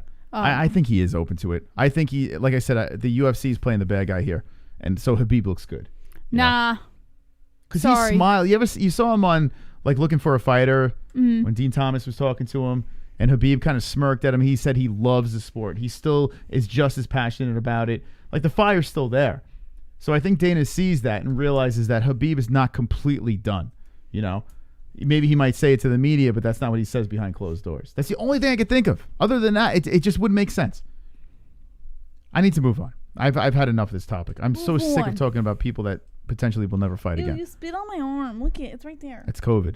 The Rona. Look at us. It's right there. That's the ballsy out of my mouth. Ballsy mouth. Succotash. All right.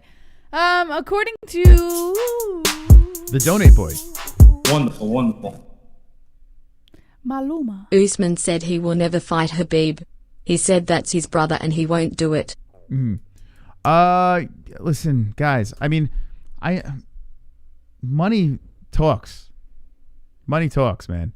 Usman has Ali Abdelaziz. He had both of his guys fight. He had Gaethje and Khabib fight. Like, if the money talks, money's right, and you know, Khabib still wants to compete, and he wants to go to 170. That fight would happen, but he doesn't want to go to 170. You know what I'm saying? He doesn't want to go there. He has no interest in it. So this friend narrative, I think, is completely wrong. Wonderful. But why? Thank you for the $2. Appreciate it, guys, for the donations. Yeah, maybe Jess, help me out here. This whole friendship thing. Do you buy into this? Like, I think it's part of it, but I don't think it's the whole reason. I don't think it's the reason. No, I think it's the division. I don't think it's the friendship thing. Cause you don't want to go to 170. Yeah. Why can't we just go with that? Why do we have to make up like, oh, well, they're friends. They're not going to. That's bullshit, man. We've seen friends fight all the time. They say they never fight, and the next thing you know, they fight. So I don't think, I honestly don't think that's the deal. I think he doesn't want to, I think Khabib just doesn't want to lose. Maybe that's what it is. You know? Can't we just go with that? He doesn't want to lose at 170. I think that's more respectable. Yeah, I'm cool. I don't want to lose up there. So let's stay unblemished. BKFC announced their next event, Moss. Oh, Caleb Harris, by the way, I think he might be on this event. March 19th, according to MMA Junkie, fresh off one of the biggest events in company history, BKFC returns to action March 19th for a fight card headlined with competitor well remembered for all-action brawls during his MMA career, Leonard Garcia will meet Joe Elmore in the lightweight main event of the evening's card, which will take place at the Biloxi Civic Center in Mississippi. During a 6-year run. Is that Friday or Saturday night? That is a Friday, I believe. Nice. But don't take my word for it. It might be, I believe it's a Friday. I'll look it up. During a 6-year run in the WEC and UFC, the former WEC featherweight title challenger won 6 fight of the night bonuses and 1 knockout of the night, including a split decision victory over Chan Sung Jung at WEC 48, which is regularly name-checked among the greatest fights in MMA history. It is Friday. Garcia made his BKFC debut on February 2019 and earned a second-round finish of Julian Lane. Wonderful, wonderful. Let me bang, bro. Usman literally said the two guys he will never fight is Khabib and Izzy. Anyone else is fair game. Listen, guys. Oh, my God. Just because he said it doesn't mean it's true. Money talks. Thank you, Maluma. Bullshit walks. I mean, we've seen it so many times. I don't know if I'm saying your name right. We've seen it so many times. If I didn't see it before, then I would say, oh, okay. People say things and they go back. In this game, you have to make as much money as possible for your family, right? Right. And legacy is there too. The competitive aspect of the game, of course, is there. But money is the number one thing. It's not like you're these baseball athletes or football athletes. You know, it's not like these mega basketball athletes that are making gazillions of dollars. These guys here, they have to make whatever. I mean, Khabib makes a lot of money, but they still, it's about the cash. You know, it's, I can't go, I can't run with it. DC himself, his whole time in the UFC, said that he did not want to fight Cain Velasquez. They're friends. And then what comes out lately? In his podcast with Ariel, he said, he beat me in the gym over and over and over again. I'm not going to fight that guy. He literally said it, DC. So if you're going to go with that narrative of, oh, we're friends, I don't want to fight, maybe Kamaru Usman doesn't want to beat up a guy that's under the same management team. Maybe he knows he could beat the fuck out of him. You know? Stop it. Stop the insanity. Stop it. Bare knuckle, Jess? Yeah. March 19th. Is Caleb on this thing? It's a good question. I don't know if they released their fight card yet or not. Caleb. Yeah, Lionheart. Got to drag the Lionheart back on. He says he has fight news. Bare knuckle. Get ready to see a new and improved. So Caleb will fire it up. You go follow our buddy Caleb Harris. Lionheart 2193 is getting back in there. I think he's going to be on that card. There he is with the MMA-Holes hat. We got to teach him how to flip the picture, though. You know? Or we're backwards. But a really good guy here. We'll find out if he's on that card. All right. Bare knuckle doing good things. No, sir. Brian Kelleher. Now, this is graphic. Fair warning to our audiences. Ooh, I like blood. Brian Kelleher shares a photo of the cut he suffered at UFC 258. I like blood, man. Nice. It's pretty graphic. So we do have to give a warning to those who... Oh, this one here. Well, the photos scroll down. But wait. Yeah. If you are bothered by... If you're a pussy. By graphic content, Leave. Turn your screens off now. But hit the like button. Because we are going to show something relatively graphic. All right, here's Kelleher. Strong Island. Yep, so that was the elbow that cut him. And it's nasty right there. Ew. That's yeah. Why is he spreading it open? Oh, he's got to get it cleaned out. They got to put a solution in it, yeah. Do I get a little closer, guys? Get a little closer. Ah.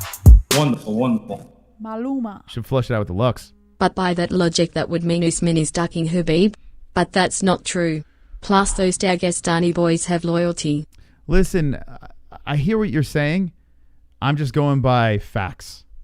You know what I'm saying? Like, Cain Velasquez didn't want to fight DC either. You know, like, it's... I don't go with that. These guys are fighters. They'll fight anybody. You know, they're in the gym going to war with each other. You know, not Usman and Khabib. They just are friends under the same management team.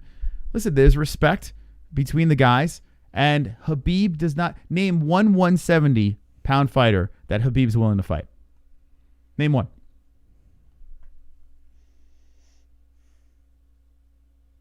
I'll wait. If he was willing to fight at 170, I would say maybe you're onto something. He's not willing. He does not want to fight at 170, guys. And it's very easy for Usman to say, yeah, I'm not going to fight him. He's a friend. Because he knows Khabib is not fighting at 170. He won't even fight GSP at 170. Think about it. Khabib doesn't want to do it. Let's let it be. Stop making up these fake things. Oh, they're friends and this, but it's kind of bullshit. Let's get back to this disgusting cut. Thank you, Maluma. Yeah. So, this happened at UFC 258. You knew it was coming. According to Kristen King. It's beautiful. Look at that. Bloody Elbow. As the resident gore expert around here, it is her job to bring you the worst of the worst in MMA injuries. So the most recent one is Brian Kelleher. Kelleher competed at UFC 258 last Saturday against Ricky Simone and lost by way of unanimous decision after 15 minutes. Simone controlled the fight with relentless pressure and wrestling, which saw Kelleher on his back defending submission attempts for most of their shared time in the octagon. Kelleher may have been busy dealing with Simone and his constant attacks, but that was not the only thing he had to worry about. Early in the fight, Simone landed an elbow from guard during an exchange on the ground and opened up a brutal cut right in the center of Kelleher's forehead. After being sliced open, Kelleher was pushed up against the fence while being squeezed by Simone. And the look on his face is priceless, man. And blood started pouring out of the fresh wound. As bad as it looked on the broadcast, the severity of the injury was not truly understood until a few days after the fight. Kelleher took to Twitter on Tuesday evening to share a photo of himself in the process of getting stitched up, and It is not a pretty sight to behold. To be as blunt and dramatic as possible, it appears as though we are looking directly into Kelleher's brain, though through his corticized hole in his head. Oh, man. Band-Aid is definitely not covering that up. Kelleher did not share how many stitches he needed to close the hole, but we imagine it must have been quite a few. Yeah, it does. It looks pretty ugly. There's a couple of requests in the chat. I feel like I have to appease the people, Jesse. So hold on a second. Oh, God.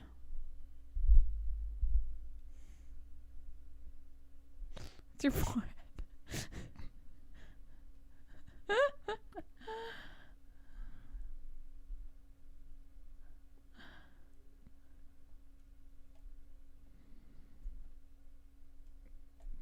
Hey, Jesse. Hello. It's me, man. Hold on a second, Jesse. Okay. Wonderful, wonderful. I think besides Usman, Khabib runs through 170. Masvidal and Colby are too one-dimensional for Khabib. Even Burns thinks Khabib would beat him at 170. Thank you, Gamebred. Appreciate that.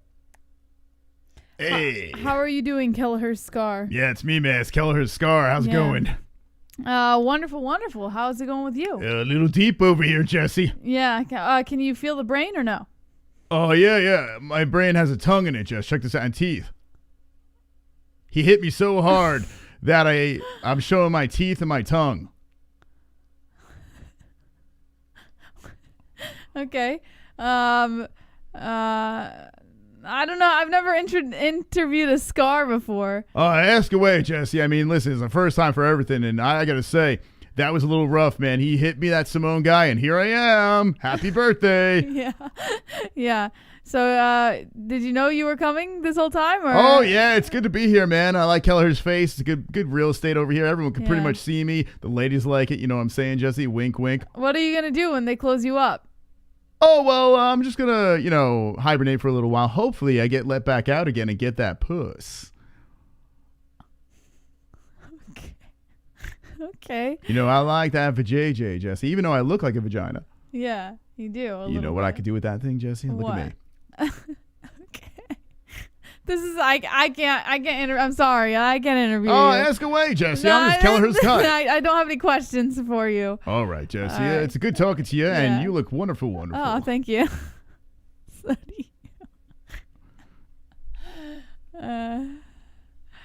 Yep.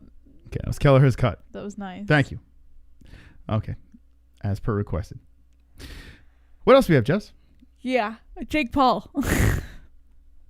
According to Blake Schuster of the Bleacher Report, Jake Paul says he will embarrass Nate Diaz. We go from Kelleher's cut to Jake Paul. And then fight Conor What a show McGregor.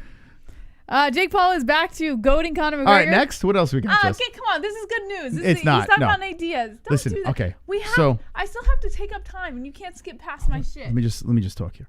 Let me take initiative. Take control. We spoke about Miley Cyrus. We That was spoke a story you like. about Brian Kelleher's cut. And now we're speaking about Jake Paul. This is just enough. Can we talk about something else? This is an MMA news show. Yeah, but all not right? Jake Paul's not we MMA. We cover everything from gory and stupid. I don't want to talk about Jake Paul. To Conor McGregor, Moss. Jake Paul was being interviewed. Is this MMA Junkie? No, Bleacher Report. Okay, MMA Junkie was yeah, MMA Mike Junkie Bone interviewed him. Yeah, Mike Bone was interviewing him. I watched a minute, I would say. Well, so you don't even know what it's about. I watched about a minute, and I was like, I don't want to hear this guy talk like this. I got this squeaky ass voice here. I talk like a fucking retarded. I talk like I retard. I don't know why he talks like that, but I couldn't listen to it anymore. I couldn't fucking listen to Jake Paul. Why? I don't care about him. I honestly don't care. You're gonna have to, because he's gonna be in the news a lot more, Moss. There's a lot of stuff going on. Okay, well, we'll react to his fight with Ben Askren. He's gonna beat up Ben Askren. This isn't That's great. about Jake Paul. This is about Nate Diaz and Conor McGregor. I don't give a fuck about him and Conor. I don't give a fuck about him and Nate. I don't care about Jake Paul. I have zero fucks can I give for this guy.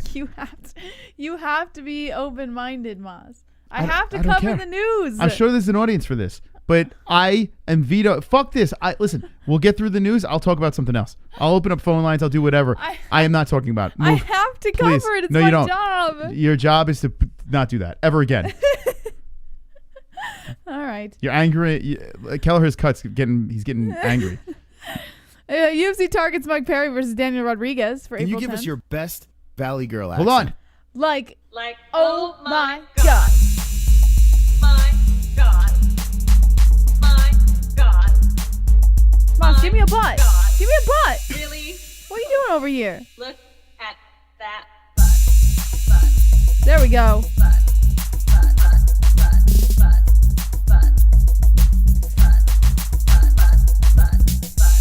Oh my God. Look at Ariel go, man. OMG, the Scar talks about getting gash. Love it. Cheers to the clan jokes mystic. There you go. Thank you. Clan jokes. What? What clan jokes? Oh, clam jokes, maybe. Clam? That was a real bad typo right there, Renee, but I love you to death. Thank you for that donation. Clan jokes. Shout out to the clan jokes. By the way, look at this. Who we got? Nicholas Popkin has just subscribed to the channel. Woo! Nicholas! Yo, Nicholas! Popping it up, baby. Popping it up. Thank you for the sub. Appreciate it. Woo! Hit the like button. We got 184 watching. Thank you for joining us as we are having a fun night. That last donation, some people can't believe we got Ariel to do that. You know, slap in the ass. It's true. We have the scoop on Ariel's side game. We also have the scoop on your boy Mike Perry, Moss. Yeah.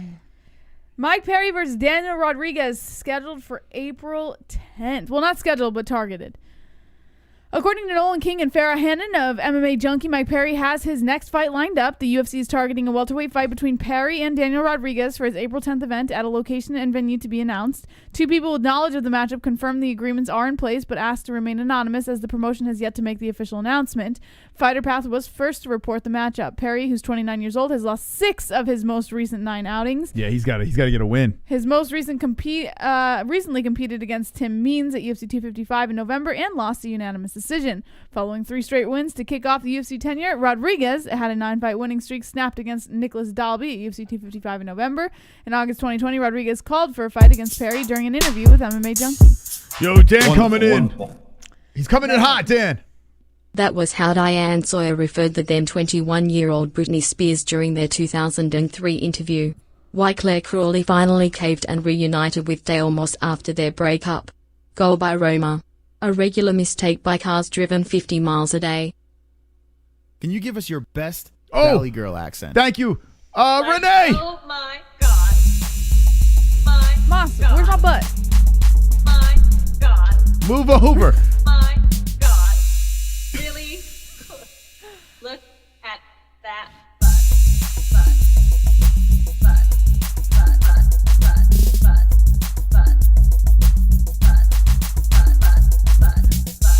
Oh Diggler! my God.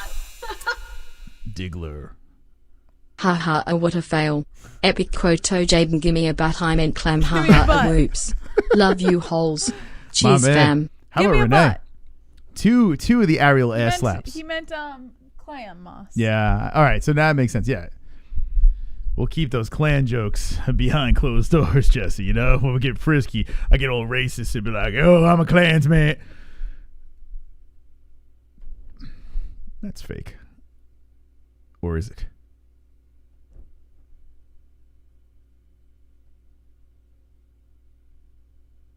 Back to Mike Perry, please. Speaking of racist, some people say Mike Perry's racist because he was using the N-word. No, he's come out and said that he's not doing that anymore. Yeah, he's given up the N-word. I think he's so far into it that he should still be accepted to say it though. You know, I think majority of the guys are like, hey, listen, come on, it's fine. It's Mike Perry, for God's sakes. He doesn't even know. He's like Steve Martin in the what was that movie called, The Jerk, where he was raised by the black family. He thought he was black. What? Yeah. You didn't see that movie? What are you talking about? What do you mean, what am I talking about? I'm talking about one of the greatest Steve Martin movies of all time. Does that movie really exist? Yeah. He was raised by a black family. He thought he was black. It's like Mike Perry. It's the story of Mike Perry. What does that mean? What was he doing? He thought he was black. Okay. That's all the movie's about? Yeah. And he's a jerk, too. It's quite a funny movie, actually. All right, back into the news. Okay. Sam Hughes versus and Loma Lookboonmee is they have agreed to a bout for UFC. What a name, huh? Fight night. What's his name? Lookboonmee? Lookboonmee. That is some name. That's a powerful name right there. Lookboonmee. Lookboonmee. All right, it should be a pretty fiery fight, though. Yeah, it didn't take long for Sam Hughes to find a date and opponent. Hughes has agreed to meet Loma Lookboonmee in a strawweight matchup for a UFC Fight Night event on May 1st. The news was confirmed by MMA Junkie on Wednesday following a report by MMA Fighting. Hughes was scheduled to fight later that month. However, her opponent, Emily Whitmire, withdrew from the bout for undisclosed reasons, thus canceling the matchup. So these two ladies are going to... You're on the wrong picture, boss. I'm over here reading... What are you doing? I don't know. Where is your brain? You said you were talking about Mike Perry. No, Sam Hughes and Lookboonmee. Oh, you were just talking about I thought you were talking about Mike Perry and Lookboonmee. Oh, my God. Yeah, he's going to fight a woman. Yeah, I thought it was going to happen. I'm like, what the fuck? Good Lord. It's weird, man. All right. Who cares? By the way, they're saying in the chat, I was reading the chat. That's what was happening. I know. You were getting all lost in there. Well, listen. Who cares? So they were saying the reason why you don't know the movie The Jerk is because you were minus 4 years old. Oh, okay. Fair enough. But you do know. But I know old movies. Yeah. But you're not allowed to, Jess. You're not supposed to. Because if the movie happened. Rule? Yeah, if the movie happened before you were born. Then apparently I'm not allowed to know what it is. Yeah, you're not supposed to know. Like The Wizard of Oz. Do you know what that is? Yes. How? I don't... Magic. How do you know what The Wizard of Oz... It's amazing. It was before you were born, Jess. The genius. We're all a bunch of geniuses tonight, Jesse. Yeah. I'm on the fucking wrong page. These people are spreading knowledge in the chat. Lookboomee's fighting Perry. It's crazy, man. It's a crazy night. It is worth watching, though. Yeah. It's a great movie. Last but not least, Caitlin Chukagian versus Vivian Araujo is in the works for a UFC event on May 15th, according to Damon Martin. She's fighting Mike Perry? And Kiara Cruz of MMA Fighting. A women's flyweight fight between former title contender Caitlin Chukagian and Vivian Araujo is currently in the works for an upcoming UFC card on May 15th. Multiple people with knowledge of the matchup confirmed to MMA Fighting on Wednesday that verbal agreements are in place for the fight, though contracts have not been issued or signed at this time. ESPN initially reported the contest a constant threat since moving to 125 pounds. Chukagian looks to build on one of her strongest showings to date when she earned a unanimous decision over Cynthia Calvillo at UFC 255 this past November. Chukagian has gone 2-2 overall in her past 4 fights, with her losses coming to reigning flyweight champ Shevchenko and former UFC strawweight champ Andrade. As for Araujo, she will look to build on a recent 2-fight win streak after she picked up decisions over Modafferi and Montana De La Rosa. Nice. Araujo is currently 4-1 since joining the UFC roster, with her only loss coming for ex-title challenger Jessica Ai. Joe B, the chat says, goodness, Horseface has some guns. Wonderful, wonderful. Oh, goodness. Goodness gracious. Yeah, she does. She's a thoroughbred. Wonderful, wonderful. Pietro. Pietro. Can you guys help me understand? Yes. Khabib retired. Said Conor versus Dustin should have been for title. He said Dustin should be the champ. The guy is literally handing his belt, but the UFC isn't accepting it. Anyone else in that situation would have been stripped. It is very odd. The whole situation makes zero sense with Khabib. It really, this is a bizarre thing where he's keeps saying he's retired. He says this person should get the belt. This should happen. That should happen. The UFC's like, no, we're going to keep you on the rankings. They had a secret meeting. Now they're having another secret meeting, like, or I don't know, dinner or whatever the hell's going on. Who knows? That's why I'm saying 155. Let's just let these fights play out. Just match these guys up. Let them fight each other. And then when the dust settles and Khabib, we finally have an answer. Will he fight? Will he not fight? Then we'll talk about the belt. Right now, it's a mess. 170's all cockeyed, like we spoke about in the beginning of the show. Eyed. It's crazy. 170. None of these top guys want to. Penis-shaped eyed. Okay, go ahead. Go ahead, Moss. Continue. Watch the movie The Jerk. You will enjoy it. Trust me. Anyway, back into 170. These guys don't want to fight each other. So you got 155. Weird. Usman is sitting up top, but none of these guys want to fight. Colby Covington doesn't want to fight Edwards. Edwards don't want to fight. Wonder Boy Khamzat pulls out of Edwards' fight. Masvidal don't want to fight Covington. Like, it's just a whole mess. Yeah. So the UFC, we're in a weird stage. Yeah. And then you got John Jones about to fight in heavyweight. Like, this is a weird, but I kind of don't hate it. A weird cockeyed era. It's cock. I can't. It's so stupid. It's so fucking stupid. You don't like the term cockeyed? I was skimming through other MMA channels yesterday. I think I'm sleep deprived. Yeah, I think so too. There are a lot of shitty channels out there. YouTube channels, like really bad YouTube channels out there. Like bizarrely bad. I am very proud. Yeah. But after, you know what? I can't say, well, yeah, I am proud, because what other MMA channel has cockeyed? like you don't get that in other MMA channels. You know? You don't get that. Like when people are breaking down fights, giving those, their locks, their locked picks, and tune in and win some money. Cockeyed. You don't get that. But on the MMA-Holes, you get the interviews. You get our predictions. You get the goof. You get our so commentary stupid. to the fights. That's so stupid. I'm very proud of this flying circus and this community, man. Oh God, it's so stupid. You're really just talking about cockeyed still? Like, So what are you for? I don't know why it's funny. It's not funny. Today, It's not funny. it was a weird day, It's though. So dumb. Today- I've not been sleeping well, guys. Yeah, today she calls up her mom. She literally calls up her mom and just insults her. No, like, I she didn't. Listen to this. She was laughing too. I hope. Oh man, she's probably not up right now. She was laughing too. She thought it was. She does this on a regular. She calls No, up her I mom. didn't. Listen to this shit. She's like, you know what's really funny? When you fell, right? And I said no. I said, do you remember when we were walking to school one day, and you turned around and fell? And then she went flying through the air. So she's going on for 30 minutes just making fun of her mom, saying No, that was I was literally the not funniest thing I've ever. And her mom's just like silent, like, No, I was not making fun of her, and she That's was great, Jess. laughing along. You weren't there for the I conversation. heard everything. No, I you heard didn't. everything. Your poor mom. No, she fucking fell. My It mom was is funny a at the good moment. sport. But how many years later you're just bringing it up and telling, "Hey mom, remember She you knows- busted your ass?" She even said she said she's glad that she was able to give us these stories, because when she dies, then we can sit around the table and tell Yeah. these funny stories. I heard that too, and she basically was humoring her no, daughter. she It's was just humiliating. not. My mom is a good sport. Wonderful, She wonderful. found it funny. I was cockeyed listening to the It's conversation. simple. It's money. It's a business. Khabib is a megastar. Mind you, they basically made Fight Island for Khabib in hopes of him fighting there. You can't fault Dana one bit. I would do the same. Yeah, why not? And he's getting away with it, right? It's just what's getting sickening is like MMA media, the writers, the journalists, all out there are basically they're talking about the same stories over and over and over again.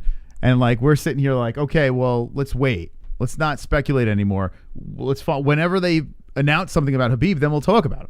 You know, right now the dude's retired. Let's move on. But yeah, money talks. So I get what they're doing, and I don't hate it. I don't care. Like the belt isn't something I give a shit about anymore. Like I just want to see good fights. Yeah. So and belts help. You know, legacy and all that stuff, and cockeye. I feel like we're done with the MMA talk, right? Stop thinking about my mom falling now. Now, I yeah, don't know see- why you brought that up. But this is what I'm saying. Like She went flying through the air. this is not normal.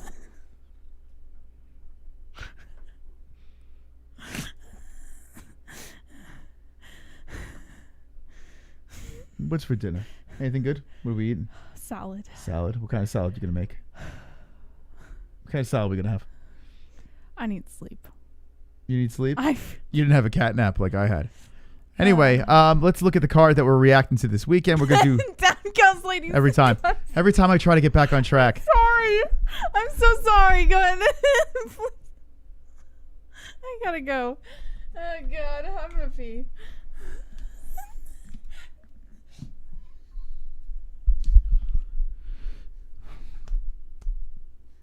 There is a monster laying inside of her that comes out every once in a while. Sometimes it's a pleasant monster like today, which I like. And sometimes it's a vicious monster. We never know. But today we got the pleasant monster coming out. I have no idea what's going on. But she's taking a breather. Hey, your mom, you remember when you busted your ass? Basically what happened. And I'm listening, I'm like, what's going on? But I think she gets like, you know when you get something like funny in your head and you can't stop thinking about it? She takes it to the next level where she'll laugh about it for like 2 hours, then call up the person and laugh at their own. I remember one time I was riding a bike with her when we first like started hanging out, and I fucking busted my ass. I fell into a hole, like the tire went into a hole. I got launched from the bike, and I was like, on the floor, and it was pretty funny. I'm not gonna lie, but she was literally laughing for a good year. And now I said it now, and she's laughing about that in the bathroom. And when I'm on my deathbed, and my kids are all grown, she's gonna be like, your father hit the fucking floor so hard. And I can't defend myself. I'm just going to be with a straw in my mouth. Yeah. That's our life. That's our life. But you know what? It's better to laugh than to cry. Or harp on BS, right? By the way, before Jesse was going crazy with this, I wanted to segue into thanking this community for being here for us for the almost 5 years. In August. Well, I mean, it's not almost, but August of this year will be 5 years of doing this. So thank you so much to this community for hanging through the wild circus. Drunk Savage put on our website one of our shows where Michael Anzalone, the last show that Michael Anzalone called, if you don't know who Michael Anzalone is, if you're new to the show, is a gentleman that passed before the pandemic hit and everything like that. He passed on us. He was a huge moderator, huge character in the show, and it was a crazy moment when he called in. So I was watching that. And seeing the progression of this thing and the community coming and going, but we have this solid force. So thank you guys for being there for us. And Jesse, would you like to share with the classroom why you're crying? Why are you crying? What's wrong? Continue.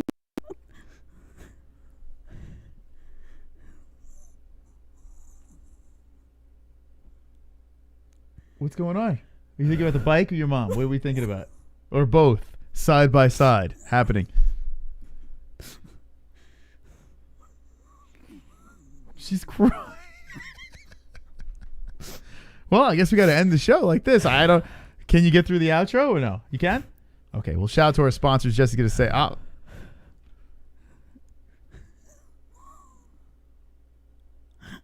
Can you give us your best Valley Girl accent? Like, oh my God. My God. My God. My God. Really? Look at that butt. Butt.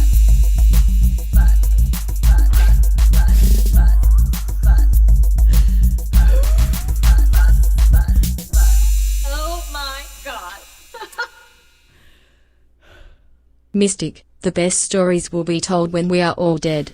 Shout out to Glide OG and Drunk Savage. Some real OGs wish I knew my K. I bet he was legit a goat. He was. Wow, thank you, Renee. Appreciate that. And he was a goat. You better? Okay. What were we laughing about there? What was... Oh, I should move on. Okay.